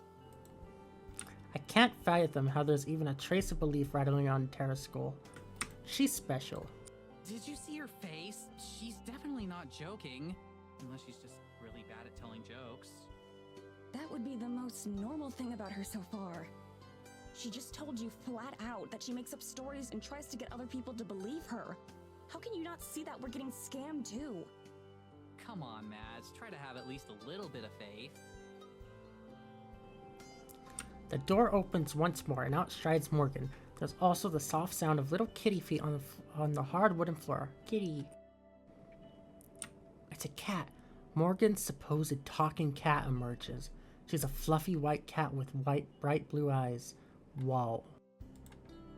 Talking or not, the cat is staring up at me as undeniably beautiful. Its white fur seemingly glistens like snow, and its eyes are a piercing azure blue.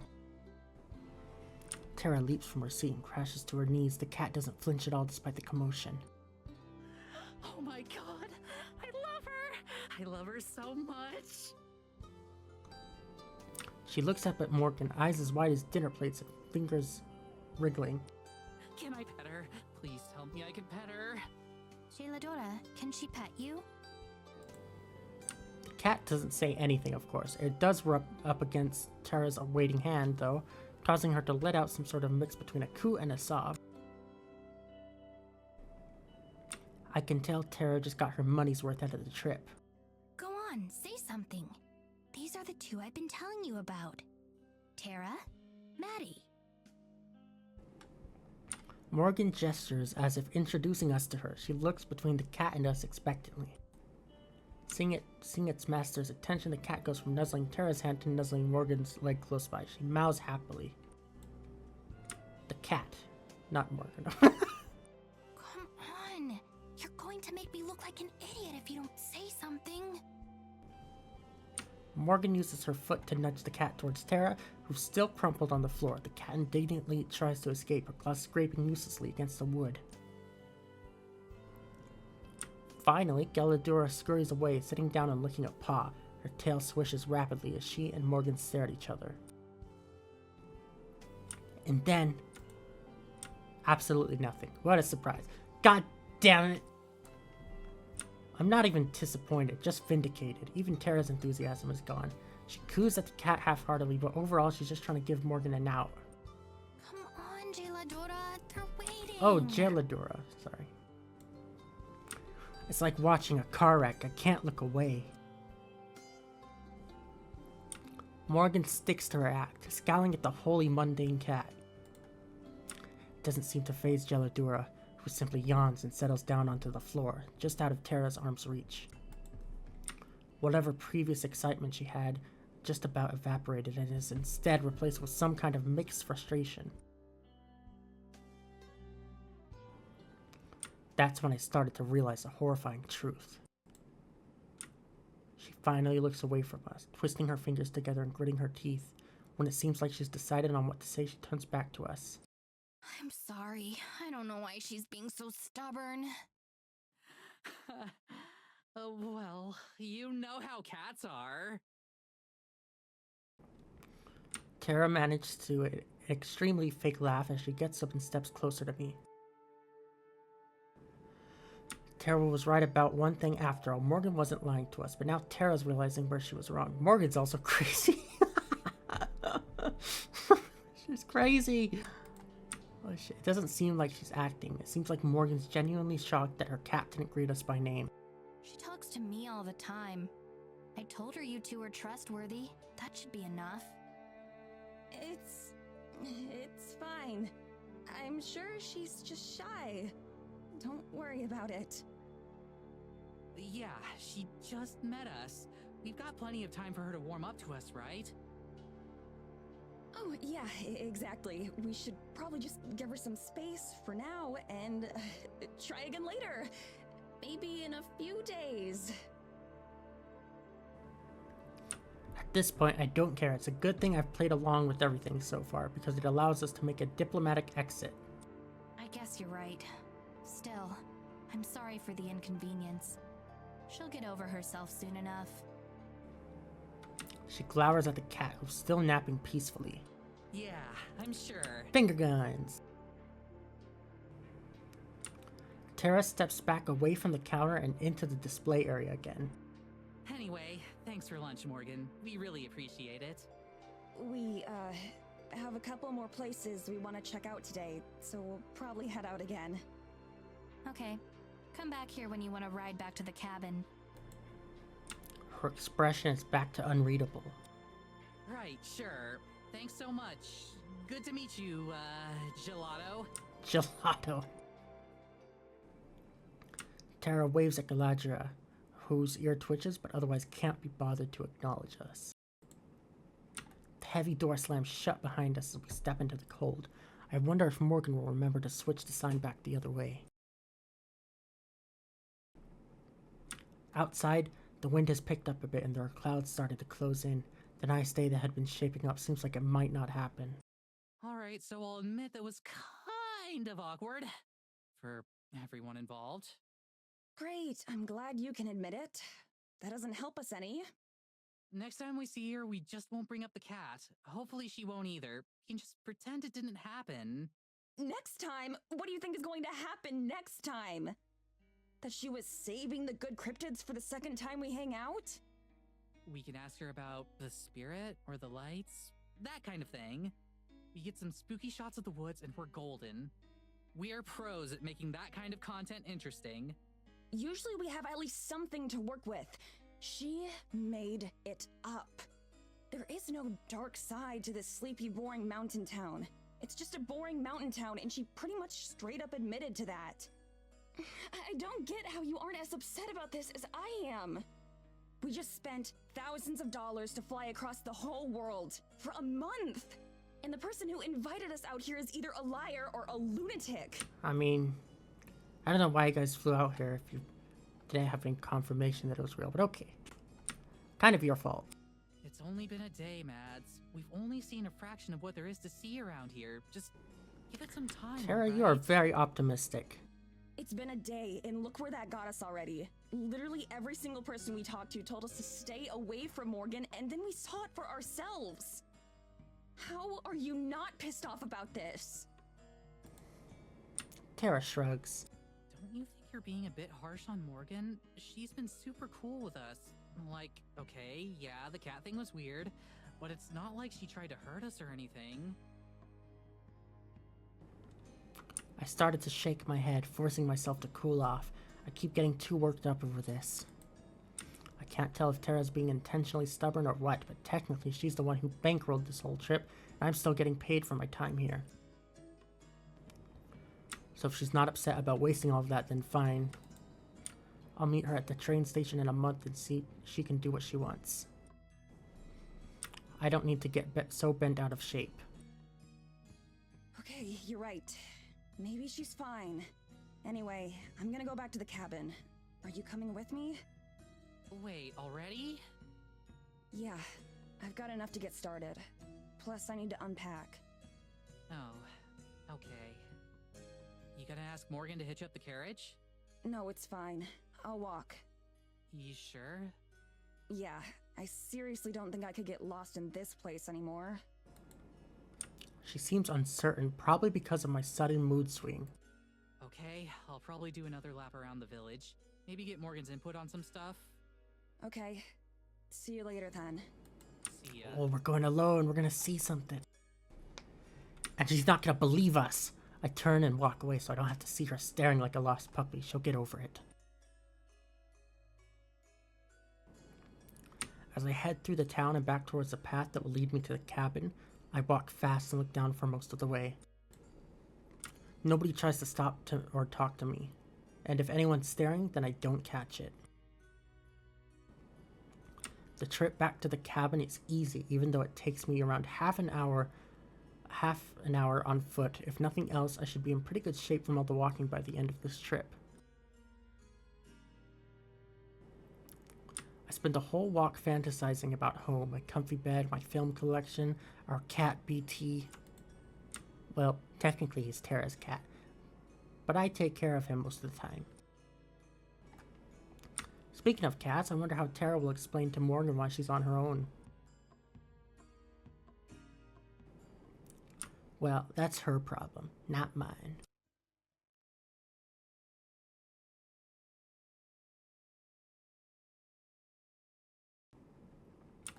Alone, the cabin is oppressively silent.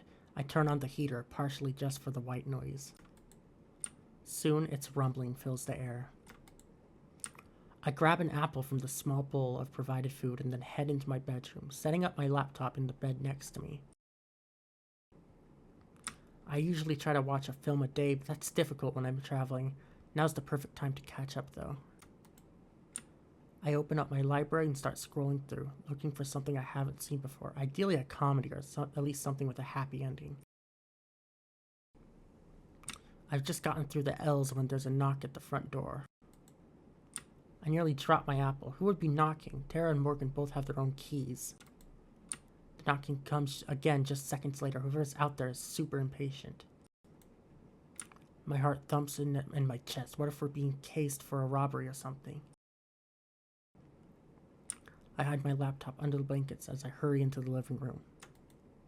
There's a third knock, right as I reach the door, and I peek inside to see a shock of orange hair. It isn't Morgan, but instead her mother. I open the door, right as she prepares for her fourth knock. Just how fast does she think I can walk? Good afternoon. Good afternoon. Madison, wasn't it? That's right. I'm coming in. Whoa! She pushes past me, not even giving time to fully realize it wasn't a question. Well, I guess she does technically own the place. Inside, Evelyn surveys the area slowly and passively, as if judging our taste in luggage and belongings. How can I help you? I wanted to make good on our promise from last night to talk. Please, have a seat. She moves some stuff on the couch, gesturing for me to sit. I obey, too taken aback to do anything else. How has your first day in Eisenfeld been? I trust you found everyone very accommodating and everything to your liking? It was fine. Everyone's been very kind to us. I wonder if she'd be surprised at how the villagers treated us. It seems better to just pretend everything went well for the sake of not offending our hosts. Good, good. Where's the other one? The other... what? The other one with you, Tara. Oh, she's still at Morgan's shop, I think.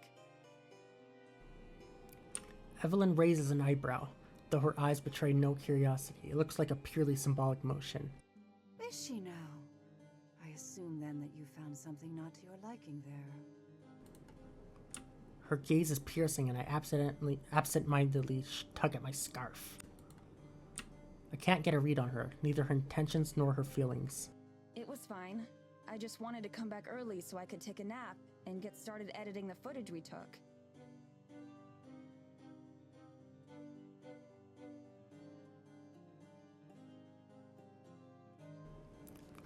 I hope my lie is convincing. I don't want to tell her that I think her daughter's crazy. She doesn't seem to question it. I see, I see. Did she show you that awful cat? Je l'adore. Yes, so she did. I hate that creature. Oh, always underfoot, getting in the way. I just sit quietly, not sure how to respond. What the hell? Don't be so mean to the cat. Anyway, Madison, please tell me about yourself. I didn't have much forewarning about your arrival, so I'm rather in the dark. Her tone is suddenly friendly, but not warm. She smiles, but it doesn't seem to fit her mouth. Her lips seem to stretch a bit too wide. Probably just imagining it. As concisely as I can, I tell her about Taranormal and the kind of things we investigate. Throughout it all, she doesn't express any opinion one way or another. Just nods occasionally. And what brought you to Eisenfeld? I hesitate. How much has Morgan told her? Anything? Morgan told us that there are a lot of ghost stories and legends around here. Lights in the forest at night and whatnot. Tara really liked the sound of a vacation out here. Evelyn sighs deeply. It's jarringly melodramatic after her total apathy during my explanation. That daughter of mine. Always lying and making up ridiculous tales. It's been the same her entire life. Hysterically dragging people into her fantasies. That's something I've never been able to knock out of her.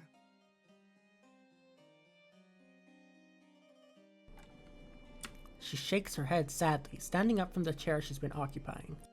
I'm sorry to say that, well, you're simply the most recent victims of her lies. It's a pity, but you won't be finding anything like that out here. Besides, it's dangerous to go into the forest, especially at night. And we wouldn't want anything to happen to you after all.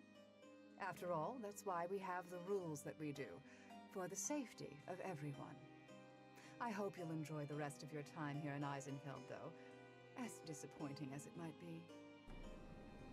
It's nearly the exact same thing that the people we interviewed in the village itself said. It's almost as if they rehearsed the answer in advance. With long, deliberate strides, Evelyn crosses the living room into the front door. I'm sure I'll see you again. You bitch. She doesn't wait for me to respond. She just leaves, the door slamming shut behind her.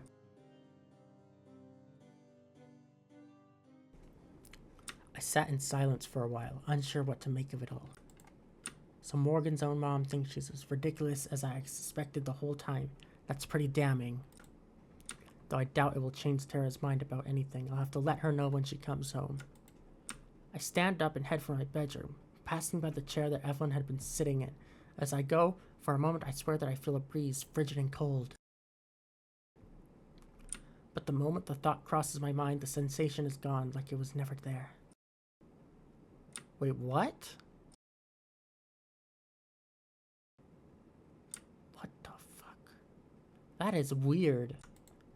Shivering, I return to my warm bed and laptop and into a long overdue break. What, is she dead? What the hell is happening? What? That is weird. Why did they say that so specifically?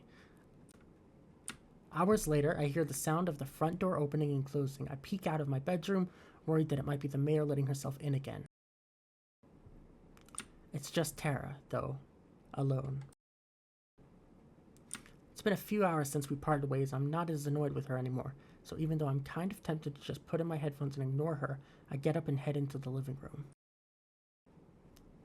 She stands at the sink, flipping through a notebook. I knock on the edge of my door frame as I enter so that she can hear me coming. Hey. Hey. Rather than looking at me, she keeps reading her notebook. Well, pretending to. There's no way she could actually be reading as fast as she turned the pages. I decided not to call her on it. No point in starting another fight. How'd it go? About the same. Is that good or bad? She doesn't respond. She must be really upset about this morning. It's not like she's being unreasonable. Now that I've had some time to rest and recuperate, I feel kind of bad about being so harsh towards her and Morgan. Morgan's mom came by earlier. That gets her attention. She shuts the book and turns around. Gotcha. Really? What for? Just wanted to introduce herself. I told her a bit about who we are and what the show's about. What did she think? I don't know. She didn't really say much. She was really weird. Like in a different way than Morgan. She seemed really intense, I guess. What I mostly remember is how she was glaring the whole time. It never seemed like she was anything other than angry about something. Smugly, Tara holds up the notebook she was just perusing. I know you're gonna call BS, but Morgan was telling me a lot of stuff about her mom. Like, some seriously crazy stuff. You wanna read it? She offers me the notebook. It hangs limply, a giant frown in the air. She used that thing for so long that it's lost all its rigidness. I shake my head. I'll take your word for it. I've heard enough crazy stuff from Morgan for one day. I don't need to hear theories on how her mom is actually the spawn of Satan or something. Figured. Make any What? progress with the new vid? Why I want to hear it? God damn it. Not really. We're gonna need more footage before there's enough to really get started. That mean you're coming with us from now on, or what? Yeah, I will. Sorry for being bitchy earlier. Again. Don't sweat it. She stacks a pose. Finger guns. Ah, that smirk. Just make sure to bring your A game. Oh, wink. Oh, you're the best. I roll my eyes, but I'm smiling, even though we bicker a lot. I'm surely grateful that it's always easily patched up. Yeah. I can't promise that I'll buy into a word of what Morgan says, but the least I can do is try to be polite about it. The tension resolved, Tara yawns and flaps her notebook at me again. Alright, well, I'm gonna hit the hay soon. What about you? I'll probably watch a film first. I'm not that tired yet. How many times can you watch 2001 without getting sick of it? I don't know, but I intend to find out. Tara and I each head back to our bedrooms. As I go, I feel a bit better about everything. Just because I'm quitting the show doesn't mean I want to lose Tara as my best friend. We've been friends for over a decade, so of course we've had our disagreements and arguments. I think the longest we've ever gone without talking was a month. Still, over the last few days, it's felt like we've been coming dangerously close to saying something that goes too far, either one of us. And thinking back on today, I can't really pretend that I'm not the one who was mostly at fault. Even when I'm aware that I'm losing my cool, sometimes it feels like it's hard to stop. Tara totally has it coming though, at least some of the time. From now on I will be better. I won't let myself be as obnoxious as I was today, for everyone's sake. I climb into bed and set up my laptop, getting comfy. In the dark with my headphones in, it doesn't take too long to immerse myself in the familiar feeling of a film that I love. That's what I appreciate about movies. No matter the circumstances, they can help you escape. My eyes are getting heavy and I pull the blanket up to my chin. The computer is balanced in just the right spot to not fall off the bed. All things considered, it's a cozier setup that I could have hoped for from a cabin out here. Sure, the Wi-Fi is bad, but it gives me an excuse to catch up on my backlog. Everything's perfect to fall asleep. What? The sound of something knocking on my window makes me leap up. It's past midnight. There shouldn't be anyone here. Maybe it's a bird or a squirrel or something. From where I'm lying, I'm not able to see. Should I yell for Tara? Hey, Discord kid. Oh! Told you I'd be right there. Jesus Christ, that scared the shit out of me. Who the hell raided me? You guys came at the wrong time. What the fuck? It was so tense. Don't do that. Hello, Yeti and Panthera and everyone else. Oh my god. Ah. What's going on? Hello, everyone. Hello. I'm just, hopefully finishing up chapter 1 of this. I don't know how long it is. I'm just gonna keep going until my voice starts to go bad. It's doing fine, fairly fine right now. Probably because I have breaks in between the dialogue.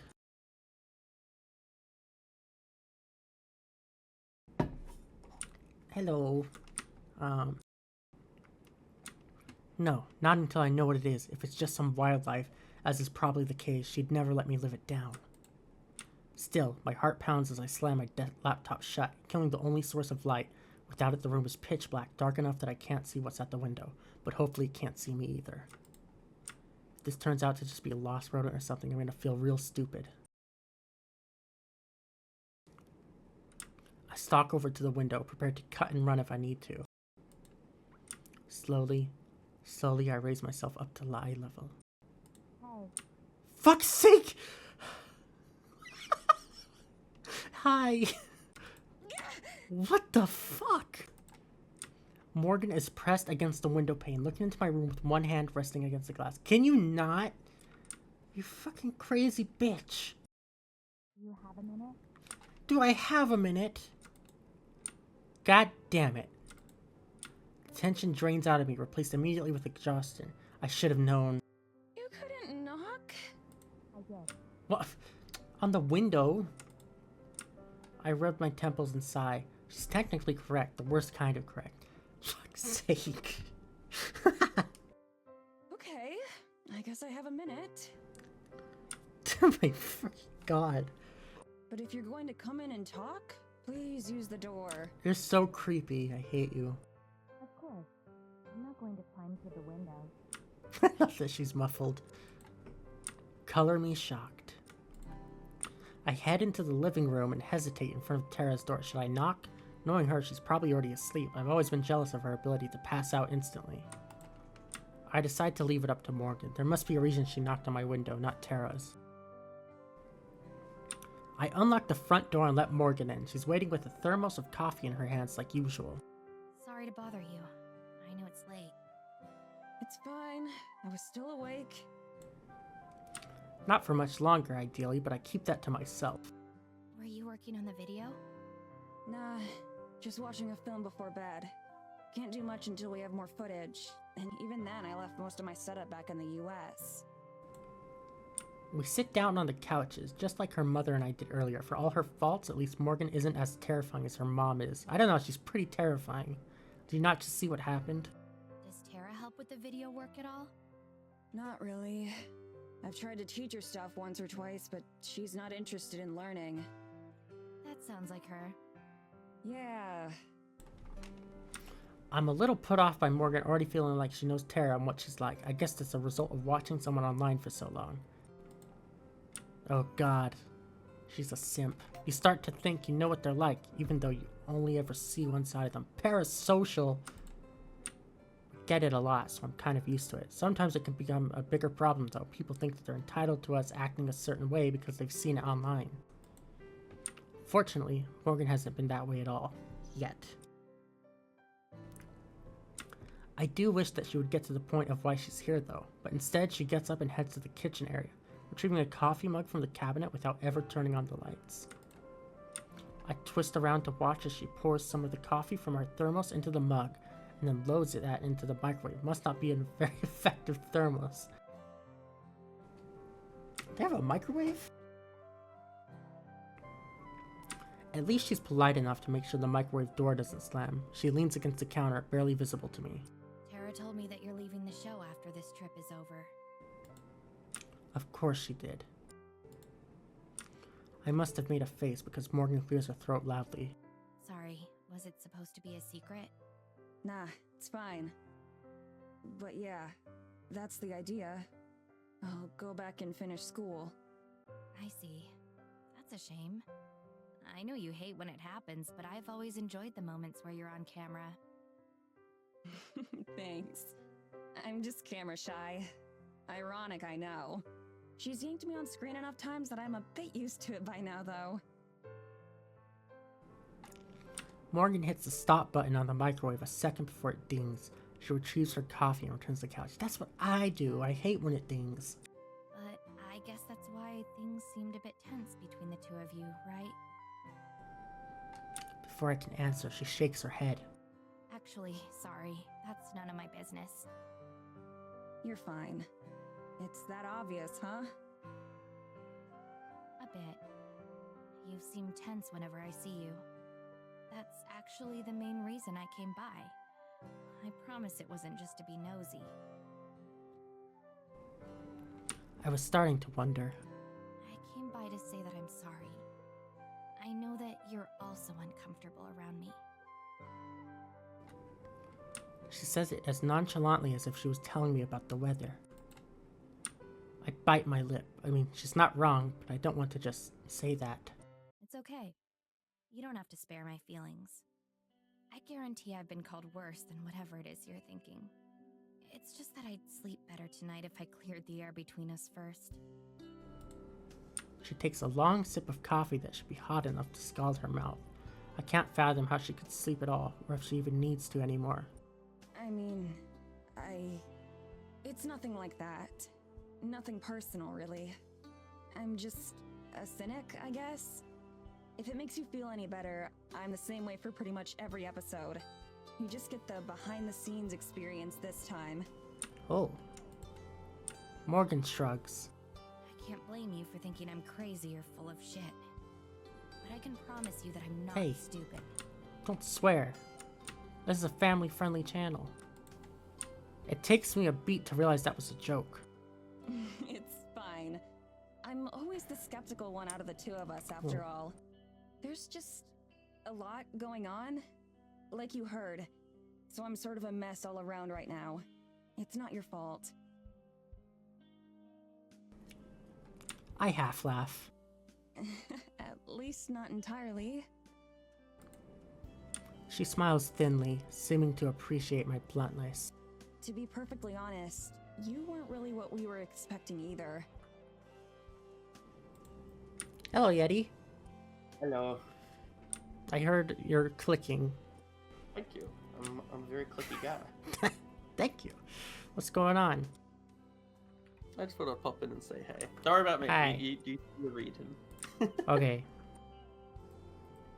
She sets the coffee down, looking interested. Oh, who's this? What the fuck, you goblin?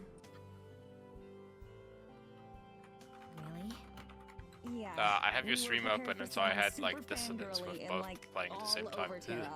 Tara. Like, annoyingly so. Not Like the echoed. Not me. right. I need to leave Even at in your 44 for email, Richmond. you I seemed can a bit dedicate time more- to. Hold fast. I don't know how to not say this rudely. Interesting, engaging, not monotone.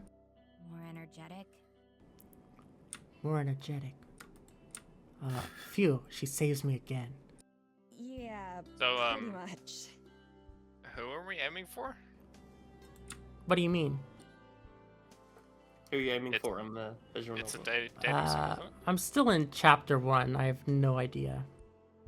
Oh, I'll say it for Art because he's not here to say it. Redhead. Go for Redhead. That's what I'm thinking right now. She seems pretty cool. she's so short though. No, that's Orange Head. Yeah, that's orange. Yeah. Redhead is proper redhead, like red, not orange. Yeah. The emails that we had exchanged back home had lots of smiley faces, exclamation points, and other cheery touches. In person, however, seeing Morgan smile at all is a rarity on its own. That makes sense. I wasn't I trying guess to sadly trick the two realistic. of you or anything. It's just easier to be open like that online, I guess. I understand. That much, at least, I can really empathize with. I know that you don't know me, and that so far, I haven't given you any real reason to trust me or believe me. But I hope that you'll at least give it a chance. Taranormal is really important to me. I've been a fan for years. But I'm not the type of person who would invite you to the middle of nowhere just to meet Tara. I invited you out here for a reason, and I'm confident in that reason. But I understand that you'll need more proof than that. I wait to see if she has more to say, but that seems to be it. Thank you for telling me all this, though. I really do appreciate it. And I'm sorry for being so Oh, you're the dismissive. blonde one. Never mind. Yeah, I'm the blonde one with the glasses. It would be nice to be wrong for once. So, I hope that we do find all that stuff you talked about. I really do. Tomorrow night, I was going to show Tara around the woods a bit. Would you like to come along? Yeah, I'll be there. Oh. I don't especially like the idea of wandering the forest at night, but I can't exactly say no after I just promised to be more agreeable. She's gonna kill us! You Oh, should, shit. After this, you should play Doki Doki. Oh, yeah? I think I've watched a playthrough of it, like, years ago. There's a whole bunch of them. Oh wait, no, sorry, I'm thinking of the black and white murder tier bear. Danganronpa? Yeah, Danganronpa, thank you. Also, I don't remember that dude, but Maddie's voice actress kind of falls flat. Yeah? Okay, it's not just me, man. Does it? Oh, to me it does, but maybe this isn't the best scene for her. I don't know. I haven't noticed anything weird. She nods and takes a careful swig of her coffee, then she stands. Cool. Cool. Anyway, that's all I had to say. I'll get out of your hair now so you can get some rest. Get out of here, you crazy bitch. She heads for the door and throws it open without waiting for a response. The temperature plummets right away and she turns back. Thank you for listening. I appreciate it too. But just so you know, The I'll prove cognitive you dissonance wrong. I get I trying to know, watch it I free. felt that. Yeah. What do you mean? hearing you twice. Oh. Because I hear you in Discord before I hear you on the stream, and so like Yeah. I'm hearing echoes of the same thing. I could And share it's deleted. screens. Oh, that'd be dope. No, it's fine. I'll share screens.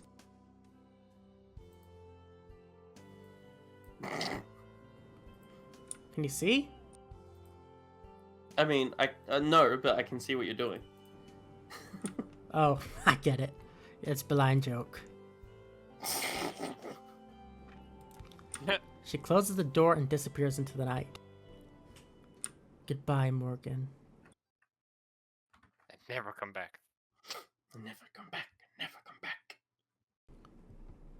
We head to the appointed meeting spot, right at the turn of the hour. Even during the day, the forest felt hostile and foreign, but now at night it's downright scary. Why would you go out into the forest when it looks like this? This is what? And with some random fangirl who invited you out here.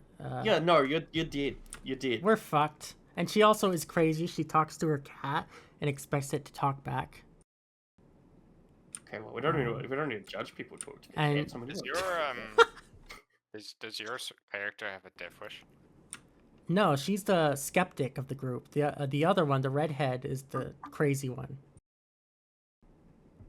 She has a death wish. She's like, OMG, don't be so mean. We gotta believe this. Just have a little faith. You gotta have faith. Each rattle of a branch is a demon's footsteps. Every gust of wind is a monster's breath. I stand close to Tara, treading on the backs of her feet several times. Wow, rude. I think this is supposed to be the place. I look around the area. It's indistinguishable from the rest of the woods. My only comfort is the tiny pinprick of light that represents our cabin back at the forest's edge. A feeling of dread creeps its way up my spine. What if this is a trap or a setup? Maybe Morgan's just lured us out here into the middle of nowhere and is waiting out of sight with a knife in hand or something. Fuck, we're dead. Considering we traveled thousands of kilometers to get here, if this was a trick, we fell for it hard. Well, Tara fell for it hard. That's so far. Maddie is at least getting paid to be here, but fuck. Maybe we're early. We're dead. I know that we're not. Tara sweeps the flashlight around, illuminating a few identical trees before the light's beam peters off into oblivion. Fuck. Maybe we should just go back. The light passes over Morgan, suddenly a meter away from us. Fuck. Why is she so creepy? Go away. Tara jolts backwards, crashing into me. The flashlight plummets to the ground, bouncing once before stopping. I keep my balance barely and catch Tara's arm to stop her from falling. Are you okay? Oh, so it's a girl. Oh my god, I'm sorry. My brain has been so broken by Tara. She was so androgynistic Yeah. that my brain was like, boy, no girl, no Tomboy. boy, no girl. Short term? Yeah, but I think I just lost 10 years. What about you, Mads? I'm fine. What on earth We're gonna were die. you doing? Me? I was waiting for you. What the fuck? You are creepy. Where? Didn't you hear us? Just over there. Sorry, I had headphones in and missed you. Headphones? You live in a fucking remote village.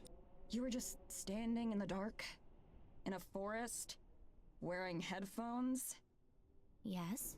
Why? You are terrifying. Is this a horror game? At a loss for words, I can only shrug. Does hanging out alone in the dark in the middle of nowhere not register as weird for Morgan? You just spooked us I mean, that all, sounds no kinda fun. worries. She stoops down and retrieves the flashlight from the snow. Drying it on her sleeve, she brushes off the snow the same way she brushes off Morgan's actions. Anyway, it's all good. What now?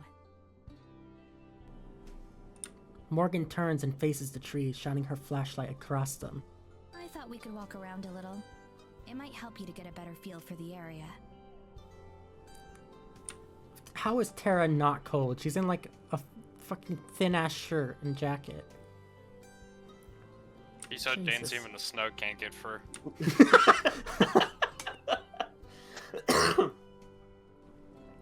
Behind Morgan's back, Tara and I exchange a look of concern. Tara gives me the slightest of shrugs. I'm still reluctant, but I nod. If Morgan's planning to kill us, it's not like it'll make a difference whether she does it here or in the forest. And I'm pretty sure she's not a murderer anyway. I mean, it does Pretty make sure. sense. I guess It literally yeah. depends on whether or not some people can find your bodies or not. Sorry, that was really morbid. Oh shit. Morgan Well, sets with off without global another warming- word, and we follow just a couple paces back. With global warming, you know, the snow melts, so like you can't just shove a body in the snow and leave it there anymore.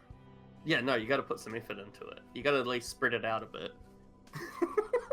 What the Canadians used to do, Going they used to somewhere in have like these particular? trails where they would like, you know, like have game animals that they would hunt and they would Mm-hmm. bury them in the snow. So then like later on, because it never melted, so like it just stayed. Oh. And so Give it later on, Chrissy. when they ran out of food, they could go past it, dig it out, and then eat it. That makes sense. Not really. Yeah, I can't doubt do you it wanna anymore go though. too far 'cause this it'll late rot. at night, right? Right. That's I'm fine. not entirely sure if it We'll was the stick to the Canadians edge or the then. people who were there before the Canadians, but eh. As we walk, Morgan keeps her flashlight pointed straight ahead in the direction that we're going. Tara, on the other hand, swings hers around, looking up at trees and out into the abyss. She and I only brought one flashlight with us. The spare is sitting in one of our suitcases back at the cabin. I regret leaving it behind just on the one-off chance that we somehow get separated. You fucking Rookie idiots. mistake. Why So would you did bring learn only one anything flashlight? useful today? Like, even if the battery dies, you're fucked. Yeah, that was just... Oh, I guess Morgan has night vision, never mind. I've never played Lethal Company. Yeah.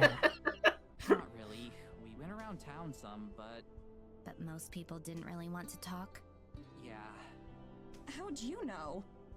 That's how it is around here. People are mistrustful. I was kind of surprised by that. Figured with how out of the way it is here that we might have been, I don't know. Treated like celebrities? Hey now, don't project. Put something on. It's okay. I'm used to it. You don't have to pretend or anything. Light shines on our faces and Morgan turns around, half smiling. Hey, you two don't need another assistant back where you live or anything, right? My mouth flaps like a fish while I try to think of a diplomatic response, but then Morgan laughs and faces forward again. Just kidding. You're evil. One employment. So evil. We Emotional trek on. manipulation is not okay. We trek on in awkward silence. I'm not even sure what we're supposed to be doing or looking for. We're just wandering in the dark, trusting that Morgan knows how to get back to the cabin. It's cold No. and my feet are sore. I'm once again regretting coming to Eisenfeld. I gently tug Tara's sleeve right by her elbow. When she looks at me, I silently gesture back towards where we came from and shrug, hoping she'll get the message. Now, she mouths back. I nod. She gives a worried look over towards Morgan, who's now slightly further away. Tara holds up 5 fingers, 5 more minutes. Sighing, I nod again. We hurry to catch back up with Morgan. Something wrong? Oh no, Maddie, had something in her shoe. Oh, It's hard to tell if she buys it. I wouldn't. Mentally, I'm counting backwards from 5 minutes. I already imagining the comfort of my bed and blanket back at the cabin. How I'm going to survive a whole month of this is an issue for future me to worry about. I got lost out in this part of the forest once. What? No, she is gonna fucking murder you too. 3 minutes and 32 seconds. 3 minutes and 31 seconds. Don't worry though. I know my way around now. Who doesn't love a dating sim that turns into a horror game halfway through? Yeah, they mentioned something about that. I step on Tara's foot again, this time totally on purpose. I thought they might. Her tone is still completely nonchalant. At least Morgan seems impossible to offend. It's too bad it looks like it's going to snow tonight. We probably shouldn't stay out too late. Thank God. Yeah, that's too bad.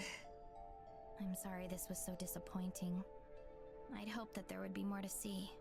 What exactly were you expecting? It's the middle of the night. Bear, wolf. Come on, Mads, it's about Where's the Go Wolf? atmosphere. It's way spookier out here when it's dark. Yeah, spooky because there's probably bears and shit. I know, that's half the problem. That's what you're worried about? Yeah. Look where we are. There's gonna be tons of bears.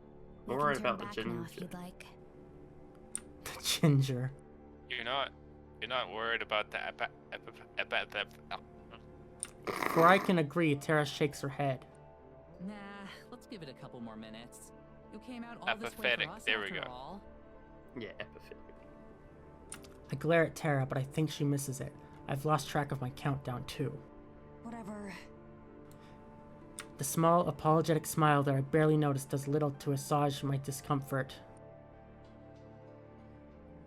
She want my dirt. We traipse aimlessly through the snow for a while longer. I stare at my feet more than at the path ahead, and simply follow in the footprints left behind the other two. So I nearly slam into Tara, who's come to a complete halt yet again. What now? I saw something. What'd you see? You did? Tara, stop messing around. Let's... No, I mean it. I saw something. A bear! I shut up. I can tell by her tone that she's serious. She saw something, or at least she thinks she did. The three of us turn and face the way she is. It's even deeper into the forest, barely lit by the moon. There was a light. A light! It's the light of... it's not a bear, is it? It's Someone here. else walking around? It's a lot of Shouldn't next be life anyone coming out at this towards time you. of night. It's dangerous to be in the woods once it gets late. Why did you bring them out there? Fuck me, Morgan, you're insane. Oh, shit. I'm starting to like her style. Invite her to the show, come on. I opt to not point out the obvious hypocrisy. It was probably moonlight or something. What? Yeah, it's like Must be let's the invite wind. people out to like the most dangerous It thing wasn't ever. the moon, Maddie. Okay. There's something out there. Oh, that's good art. Yeah. Both of them point their flashlights in the direction Tara's looking. Aside from more trees, there's nothing to be seen. Tara? Maddie, What's happening? She grins. this is what we're here for. Come on. You're crazy! Tara breaks into a run, leaving Morgan and I behind in surprise. We exchange a look before Morgan runs after her. I've no choice but to go. I don't have a flashlight! I'm fucked. The regret is almost instant. Cold knives pierce my lungs with each heavy breath. Not literally, I'm guessing. I'm not in the best shape to begin with, and the snow and boots don't make things easier. We need to revoke the glasses privileges from her. She doesn't deserve them. The only Dumb consolation is blonde. that we're running in a straight line, so it won't be hard to follow our path back. Yeah, the glasses are counteracted by the blonde, I think. I can speak I from think the blonde is experience. strong in this one. The blonde is heavier than the glasses. Every so often, we pause to catch our breath. The pace is catching up to Tara, too, who has to fight to keep her smile on. Morgan seems unfazed by it all. Why are you just sprinting aimlessly? Because we're paranormal investigators, we seek the truth. Yeah, but it sounds like we've been running for a while. Don't worry, it's not like it's snowy and cold and we're gonna get hypothermia. And Morgan just said that it might snow, and then it's dangerous, and they shouldn't have come out of the night, even though she invited you guys out. I'm in the middle of the snow at night. I'm about 3 seconds away from demanding that we give up when I see it. Do it already. Was it Faye? The girls spot a mysterious pink floating light in the forest, and Tara points it out to the others. It's a street light. Way off in the distance, too far to identify the source, is a light. It sparkles and glimmers like a star that fell to earth. I fall silent, the words stolen from my mouth. Then Tara points, stating what we already know. Aliens. There it is. Buoyed by a second wind, Tara runs off again. This time, Morgan and I are close behind. We follow the light, which sometimes blinks out, but soon reappears. I'm too focused on not slipping and falling to give much thought as to the source. There's no telling how far we've been going. Somehow the light never seems to get any closer or further away. You end up coming across another murderer with his group of people he just killed. Ah, shit. It's like it's It's like, running get from off us. my lawn. Oh no, if it is Faye, they're purposely leading them further in. Hey, Wait up! Tara yells out into the darkness. If whatever it is can understand her, it ignores her. Yeah, that's not gonna work. Running is quickly becoming difficult. My lungs burn from the cold, and my breathing turns ragged after barely a minute. Tara pulls further and further ahead from Morgan and me, her one-track mind fixated on a light. Can you guys, slow down? I don't have a light. After a bit longer, I hit my limit, and my pace slows back to a walk, then a stop. I fold over, hands on my knees, and I gasp for breath. No! Don't leave me behind. Okay, good. Morgan crunches to a stop just ahead, too, turning back towards me. Are you alright? You guys are fucking sprinting. And I'm a nerd, I can't run. I try to respond, but I'm breathing too heavily to be able to talk. I just wave my hand gesturing for Morgan to go on ahead without me, but she doesn't. Are you sure? What? No, don't go on without me. Yeah, send the person with the flashlight away. I force myself to stand and nod. I'm fine. In the murk, Tara's becoming a disembodied light herself, only the flashlight's glow visible. I watch it bounce to a halt and then slowly make its way back towards us. You guys give up too easily. God, how are you so fast? How are you not dead? I haven't seen you run in years. That's cause you never hit the gym with me. Damn, you left me out? Damn, girl. I don't know if she's joking or not, and I'm too worn out to care. So, what was that thing? Do you think it was your forest spirit? Morgan's eyes widen. You believe me? We're paranormal investigators. And we just spent like thousands of dollars coming across the planet to figure this out. Well, I didn't. I'm just here because I'm getting paid. I'm considering it at least. I mean, what else could it have been? Airplane. Fairies. Fairies. Low as flying Yeah. airplane, man. Morgan knows what's up. Morgan says it very nonchalantly. I side-eye Tara, who is very interested in her boots. I thought that said boobs for a second. Yeah, no, so... I wouldn't be surprised at this point. The forest spirit doesn't really make a light like that. At least, not that I'm aware of. How do you know? Right, that makes sense. She is the forest spirit. Doesn't it? Oh my god, Max? doesn't it? It was probably someone from the village. No. But as I say it, I know how unlikely that is. The way the light seemed to always maintain a precise distance was unnatural. Maybe we're like suffering from some disease. It turns out it was a guy from the village, and he was just running away because there was two lights coming towards him rapidly. I can feel the seeds of doubt being sown in my heart. But it was definitely strange. Paranormal, some might say. Tara looks at me with more pride than a rainbow flag. Okay, that's a good line. This is fucking awesome. Hey, holy shit! That's practically canon in Maddie terms. I roll my eyes, but it's partially just for show. I'm curious at the very least. I wouldn't call myself a believer as much as Tara wishes. But that's two strange things so far, which is two more than I expected when I boarded the train out here. What was the other one? It was strange. Maddie, I presume. Oh, not Maddie, sorry, the other one. Morgan. A yawn overtakes me in the middle of speaking. Doesn't help the pain in my lungs. Oh, guess it's past your bedtime, huh?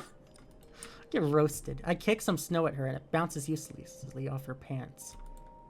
With the way we've been bantering with each other, it really does feel a bit more like old times.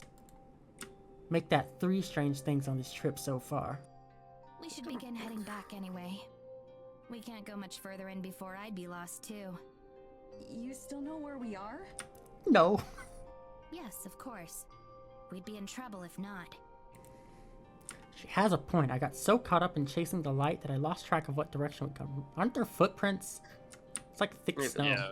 Snow can easily fill that up, though. I'll show Yeah. you around more It's tomorrow. if it's snowing. They There's haven't said it something is you might snowing like yet. to see.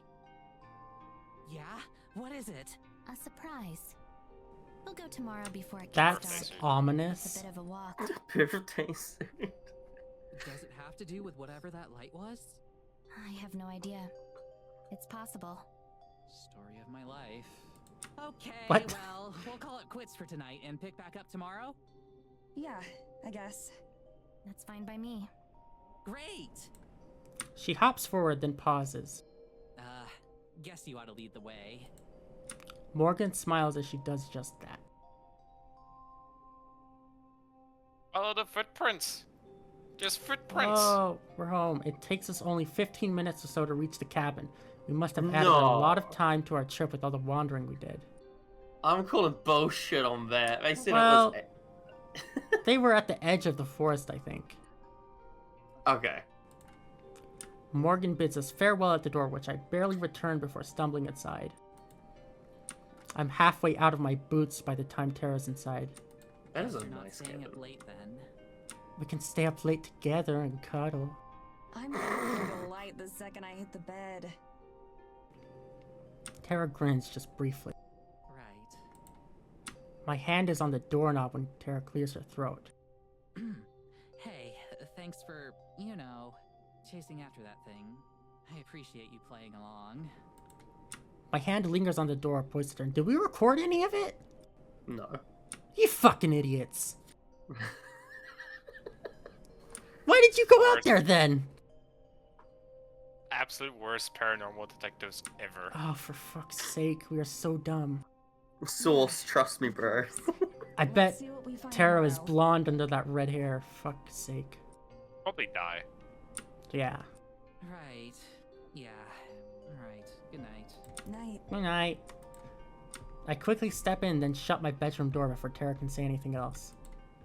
As I switch off the lights and crawl into bed, I remember the end of the train ride here. I felt the same just now, standing there not knowing what to say. It would be so easy. I banished those thoughts from my mind and wrenched my eyes shut. There will be a time to worry about it tomorrow. I have time to think. We have a month. God, a fucking month. Jesus. So I slowly drift off to sleep. The exhaustion that I felt winning out over the stress, the last thoughts I have are of dancing lights in the snow. You're losing your mind. God, is this like Higurashi? We start to fall into a bit of routine. Every day, Tara and I would get up and explore Eisenfield for the surrounding area a bit. We never go too far into the forest, but just enough to set up some dramatic camera angles or to film some monologue segments for Tara. Once Morgan's done with work, she'll join us or show us around. Sometimes she even brings her cat with her. Surprise, surprise, it still hasn't said a word. She keeps promising it eventually will, though. Ever since the night we saw the light in the trees, we've hoped to encounter something equally mysterious or interesting. No such luck, though. Any sort of hope or excitement that I had, any bit of belief that I allowed myself to build up, has been squashed back down to resigned indifference. My trademark, I know. It took about a week of this before Morgan asked us to wait for her at the cabin, saying she was finally ready to show us that thing she mentioned. She still wasn't any more forthcoming with what it was, but over the week we'd known Morgan, I'd gotten a little more comfortable with the idea. If she was going to leave us in a shallow grave or something, she'd had plenty of opportunities to do that already. She likes playing with her food. Serial killers, man. Yeah. The heavy clouds overhead promise a darker night than the past few, and probably heavier snowfall. We won't be able to stay out very late. Even with Morgan's guidance, the possibility of being caught in a snowstorm is hard to ignore. We're dead. Tara pounces back and forth outside as I linger in the doorway, trying to enjoy the warmth from the cabin for as long as I can. Finally, a fashionable 15 minutes late, I spot Morgan heading down the trail from the village towards us. Tara zips off to intercept her, and the two of them approach together. Hey, sorry I'm late. Work was a little busy tonight. Can we not go in the snow? No worries. Well, that answers one of the myths of Eisenfeld that I was curious about, whether or not anyone actually shops at Morgan's store. So rude. Tara bounces around between the two of us, raring to get going. Morgan smiles approvingly at her. So, you said you had something special planned for tonight, right? She spent the whole day trying to guess what it is. I think I've narrowed it down. It's either a crashed UFO, the Fountain of Youth, or Elvis. Elvis? What the fuck? I love her finger guns, by the way. Yeah, no, it's great. Those are the ones you narrowed it down to? Someday, Mads, it's gonna be Elvis, and you're going to wish you'd believe me. The king sings. I face Morgan, pointedly turning my back to Tara. Anyway, we're ready to go if you are. Do you both have flashlights? We're going to be heading a bit deeper into the woods this time. We both hold up our lights in unison. After our first venture into the forest together, there's no way I'm ever going out there again without us each having a flashlight. Thank God. Just having one makes me feel more self-reliant. It helps suppress my anxiety a little bit, just a little. Great. No duh.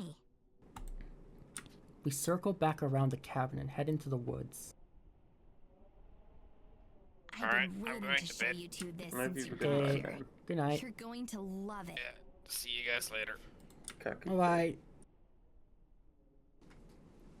I've been waiting to. Oh, she said that. Tara starts to vibrate again, clearly soaking up the suspense. Water. As much as I hate to admit it, she's got me pretty curious too. I'm not sure what she could be keeping secret out here and for so long. This isn't going to be dangerous or anything, right? Probably not. I like those odds. It's reassuring. We set off at a fairly brisk pace. Tara makes it to a point to rock right by Morgan's side, taking short and hurried strides. If she doesn't find out where we're going soon, I'm pretty sure she might actually explode. Okay, I'm gonna keep guessing. Ancient graveyard, fairy circle, satanic ritual, Sasquatch den? Oh yeah, earlier she said that FDR is related to a Sasquatch, by the way. Who did? Tara? Tara. And FDR doesn't know it. Oh my god. But he is related to a Sasquatch. I believe her, to be honest. No, Teddy Roosevelt I could believe being related to a Sasquatch, but not FDR. Close. It's a church. What? Oh, fuck. We're getting killed. Ritual time. Tara stops dead in her tracks. Wait, a church? Was Maddie right when she said you were gonna try to get us to join a cult? Why are you excited? Are you insane? I never said that. Six cult. I might have said that. Sex cult? Oh wait, I said it out loud, didn't I? Fuck. You fucking moron. Despite our antics, Morgan never stops or slows down. Nothing like that, I promise. It's really old. Older than any of the buildings you've seen in Eisenfeld. The people who built it are ancestors of the residents today. I guess they were what you'd consider pagans. They worshipped a god of the forest. That's eerie. Whoa.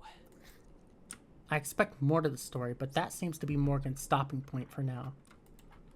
She focuses on the path instead, swinging her lantern around in an arc as she looks for whatever it is that's telling her where to go. Hey, arc is in this game. Oh, hey. Every single tree around me looks identical, but I guess one of them is a little more special than the rest. When she sees whichever one that is, she starts to lead us on again.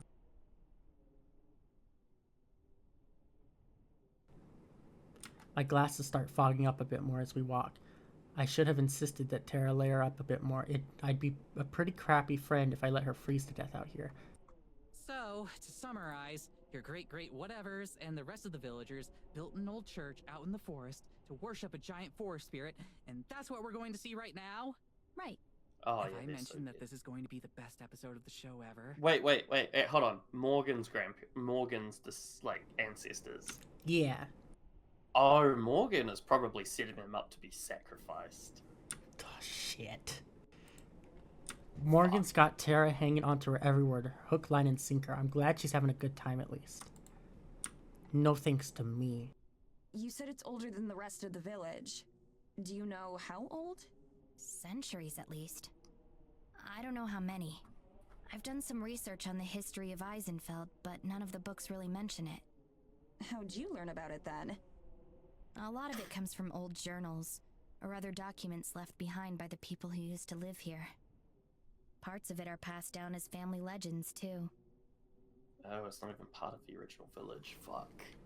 The image of Evelyn and Morgan sitting cozily by a fire while Evelyn tells stories is one that I can't imagine actually happened. I'm not going to pry into the details of that, though. You think we could take a look at those journals sometime? Maybe we could show them off on the show. Authentic first-hand accounts, or something like that. For some reason, now Morgan stops, looking ponderous. I also realize that it's starting to snow, just barely, but enough to make me bite my lip and watch the sky. I'd be happy to show you. Score! You're seriously the best. Like, thanks for doing all this. Finger gun. It's nothing, really. Don't all your hosts do the same? A lot of them only stick around for the first day or two. Then once they realize there's a lot of filming and setting up behind the scenes, they get bored. For all her issues, I can't deny that Morgan's been a much more gracious and helpful host than we're used to. We walk in silence for a little bit, all the while the snow continues to fall, getting heavier and heavier. At first I try to ignore it, but it's hard. Like always, it seems it'll fall to me to be the responsible one. Hey, Morgan? Are you sure it's safe to keep going? It's starting to snow pretty hard. Both of them look up as if they hadn't noticed. Oh, you're right. Now it's Morgan who turns around and looks back the way we came. I can practically hear the gears turning in her head. Tara watches looking anxious. Oh, so she only worries if Morgan starts to look uncomfortable. Yeah, she's starting to get jelly. It's going to get bad pretty soon. She says it so matter-of-factly that at the first, the severity of her words don't register. Then every single alarm bell in my head starts ringing. What? How soon is pretty soon? And how bad? I'd say within the next half hour. Those clouds don't look good. Ah, shit. That's an understatement. They seem to be moving along almost impossibly fast. Just like that, the weather has gone from a light snow to the start of a blizzard. We need to turn back then. Back to the cabin. I take a couple of steps, but the fresh snow has made it harder to walk. Even the trail that we just left has been partially obscured. We're closer to the church than the cabin. I think we should go there and wait it out. Yeah, there's 100% spirits or something. Like, if it's not Fae, definitely a forest spirit. Holy crap, that's way too fast. Wait it out? What if it doesn't just pass by? What if we're stuck there for days? It's better than being dead, you know. I turn to her in disbelief. No shit it is! Morgan wrings her hands, looking genuinely distressed. I don't know what's going on. I don't think it was... Once again, she looks back in the direction we came from, lost in thought. We're just wasting time standing here arguing, you know. Morgan said we should go to the church, and she's the expert. I'm loath to call her an expert at this point, but Tara's right in that we don't have time to spare. We're definitely in dire straits if she's the one being the voice of reason. Fine, let's get going then.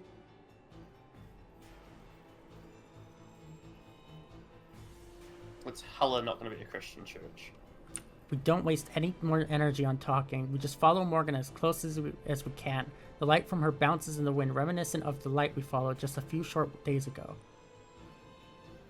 I focus on it, using it as a beacon since it's easier to keep track of than Morgan herself. I bury my face into my scarf as much as I can, feeling the wind push against me and making it harder to walk.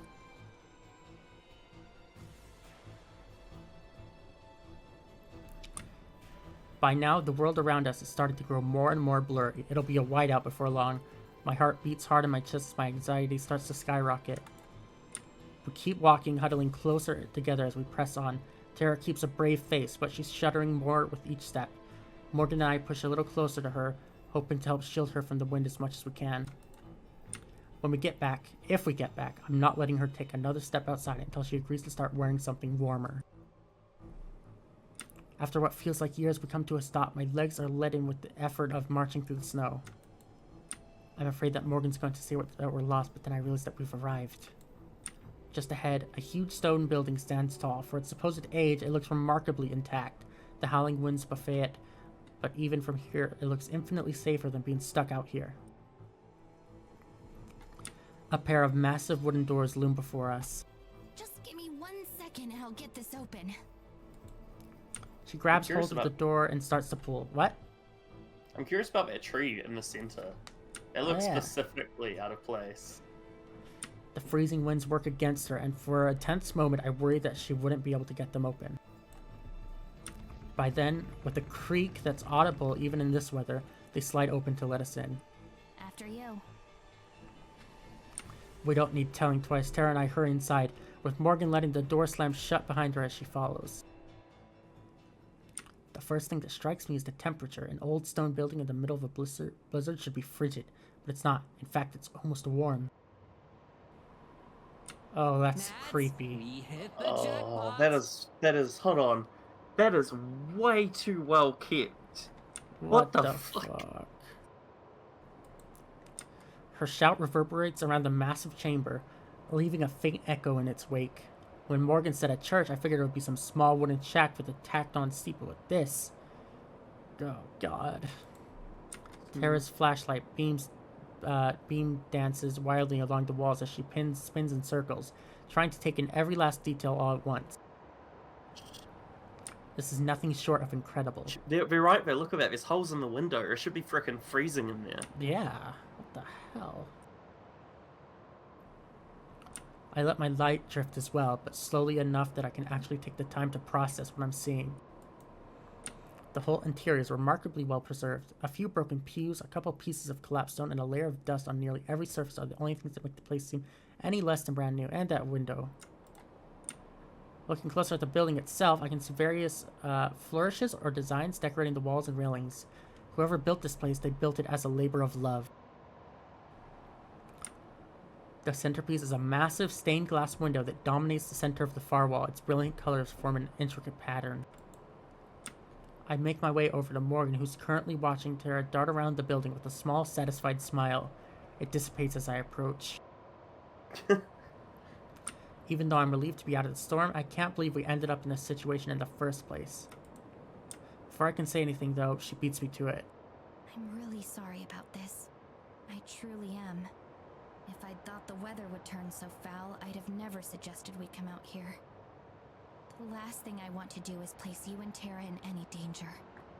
I just wanted to show the two of you something tangible. Something different. I swallow my harsh words. Chastising her wouldn't do us any good, plus she's right that the weather changed way faster than I would have expected, or even thought possible. Guess it's not. So I just rub my shoulders, trying to massage some warmth back into them. Don't apologize yet. There's still plenty of time for us to die of starvation or something like that. I think it's more likely that we die of exposure first. Oh, that's reassuring. Fuck! Suddenly, a beam of light swipes across my face. It comes from Tara on the other side of the building. Hey, come check out these books. Books! Morgan and I both start to head over. By the way, how do you keep it so warm in here? I was looking for a heater or something, but couldn't find one. It's magic, I think. What the fuck? You know what? I'm not even gonna argue. Tara's waiting excitedly next to a stack of books. That's probably a first. Check it out. The wooden shelves are warped and damaged beyond repair, but have still retained their shape pretty well. The books that line them are in similar condition.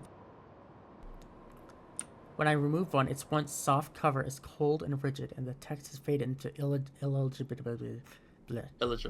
Oh, wow, what the fuck? Illegibility. But flipping through the pages, a few of them are still readable, or at least would be if I could still understand the language. What? Tell me these aren't filled with ancient incantations or something. These aren't filled with ancient incantations.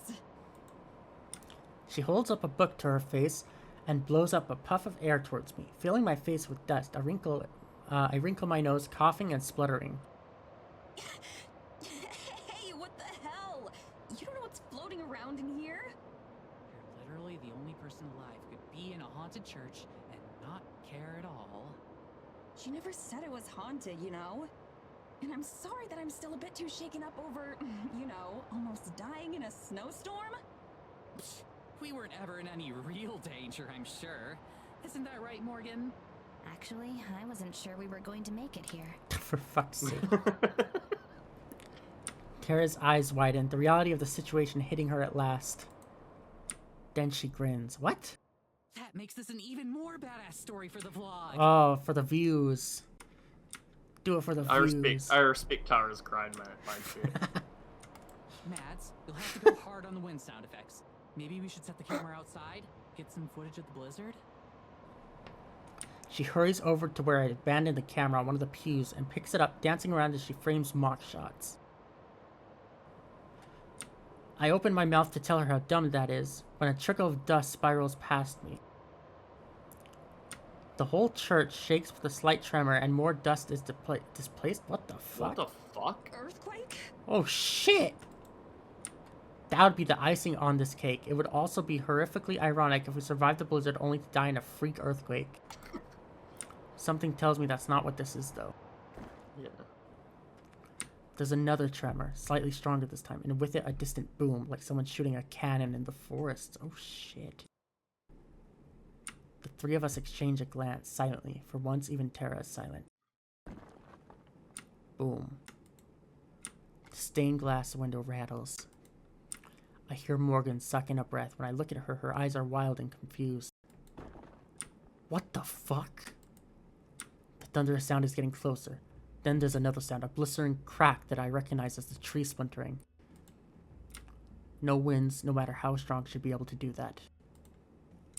Wordlessly, Tara heads over to the front doors, though my first instinct is to call her back to what I hope is safety. I find myself more curious than afraid. I have to know what it is. I have to see it. Morgan lingers behind us, unsure of what to say or do. Tara reaches the doors and presses her shoulder against it. She pushes the door open, just a crack, or at least she tries to. But the terrifying wind catches and rips the doors all the way open, as if presenting the scene before us. I struggle to comprehend what I'm seeing. What the fuck? And oh my fucking god. An immense monster towers over the trees and church, putting all of Maddie's doubts to rest. It has antlers and glowing red eyes. What the fuck is going on? We are... That's a proper forest spirit. Holy crap. Oh my fucking god. Tall, taller even than the trees, stands what I can only describe as a monster. Its heart's growing red too. Two enormous, luminous red eyes peers out across the black expanse of the night sky. Neither the howling wind nor the biting snow seem to affect it at all. Oh my god. That's not possible. This can't be happening. This can't be real. My legs are about to collapse under me. My heart drops like a rock in my chest, and every heartbeat sends a rush of blood through my body so strong it drowns out the cacophonous storm. Tara fumbles with the camera, her hands shaking violently. Cursing, trembling, she struggles to lift up to her face, repeatedly losing her grip as she tries to focus on the thing in front of us. I don't even know how she can have the presence of mind to do that. My thoughts are a blur as my mind does its best to process what I'm seeing. It's like the forest itself come to life, like a whole mass of trees just uprooted themselves from the ground to form something that can't possibly exist. Wait, oh, hold on. That looks like the tree that was in the middle, like, that randomly had no leaves on it. Oh, shit. I think you might be onto something. Branches twist and contort into each other. One tree splits into 10, woods rotting into decay and growing anew again, spin from the impossible red center. That is fucking eldritch. What the fuck? Two immense horns pierce the sky, looking like lightning bolts permanently imprinted against the clouds. Every thought that I can manage to form is fleeting. Every rational part of me tells me that what I'm seeing shouldn't exist, that it isn't possible. Yet here it is, undeniable. Holy shit. All I can do is stare. The red glows brightly, burning my eyes like it's staring right back at me. Maybe it is. Oh, fuck. The beast shuffles forward, its feet obscured by the forest below. With each movement, there's another massive echo. Trees crackle and snap beneath its immense weight like twigs, flattened to nothing and buried under the snowfall.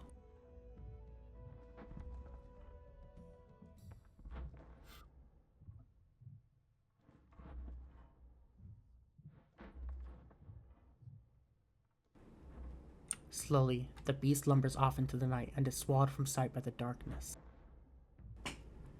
Soon, even the sound of footsteps fades too. What is going on, chat? I'm not sure how long Tara and I remain in petrified silence.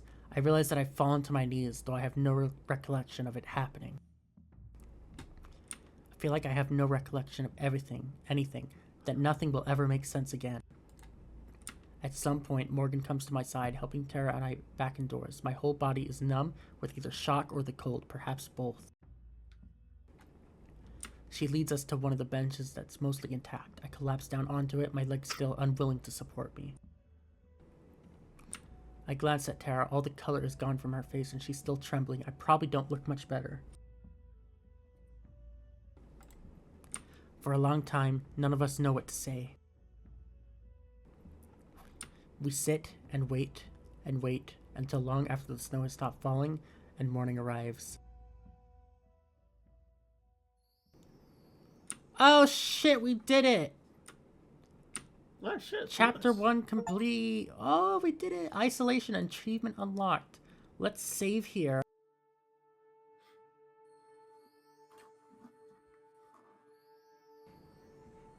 Holy shit. That was intense. That was dope.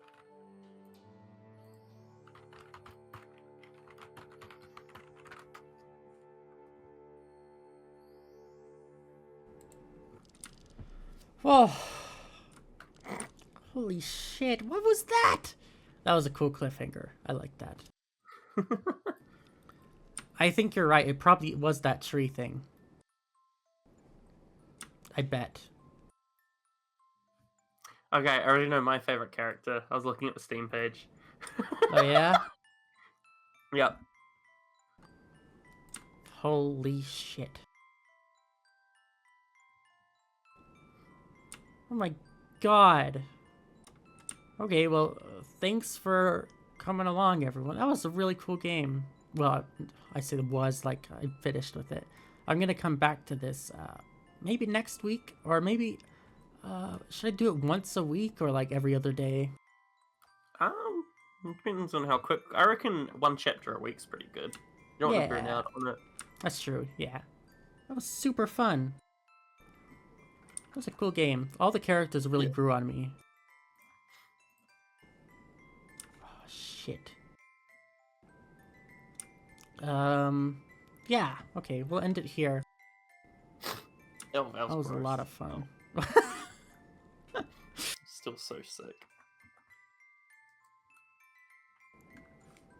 I love the dynamic. It reminds me of, have you ever watched, what's it called? Oh, that's my favorite. Huh? Sorry, I'm an idiot. Don't ignore me. What the fuck is it called? Was it, BuzzFeed Unsolved Supernatural? Have you ever watched that? Yeah, yep. I watched a bunch of it in the past. Yeah, the Yeah. dynamic between Tara and, Maddie. On that subject, it was really sad what happened with BuzzFeed Unsolved, because the believer just slowly stopped believing and it kind of killed the whole Yeah. thing. You know, then they both just knew, like, ugh. Yeah, they need to see a forest spirit or something to get back into it. Yeah. I definitely prefer some of the older stuff. But yeah. That was Heart of the Woods, Chapter 1. I definitely want to play more. That was super fun. And very different to the other one I played where it was only an hour long. This one seems like more of a commitment. I like that. Yeah. Definitely getting Probably invested. Probably going to be like 4 or 5, I reckon. Yeah, probably. Which is a good length. Thank you everyone for watching.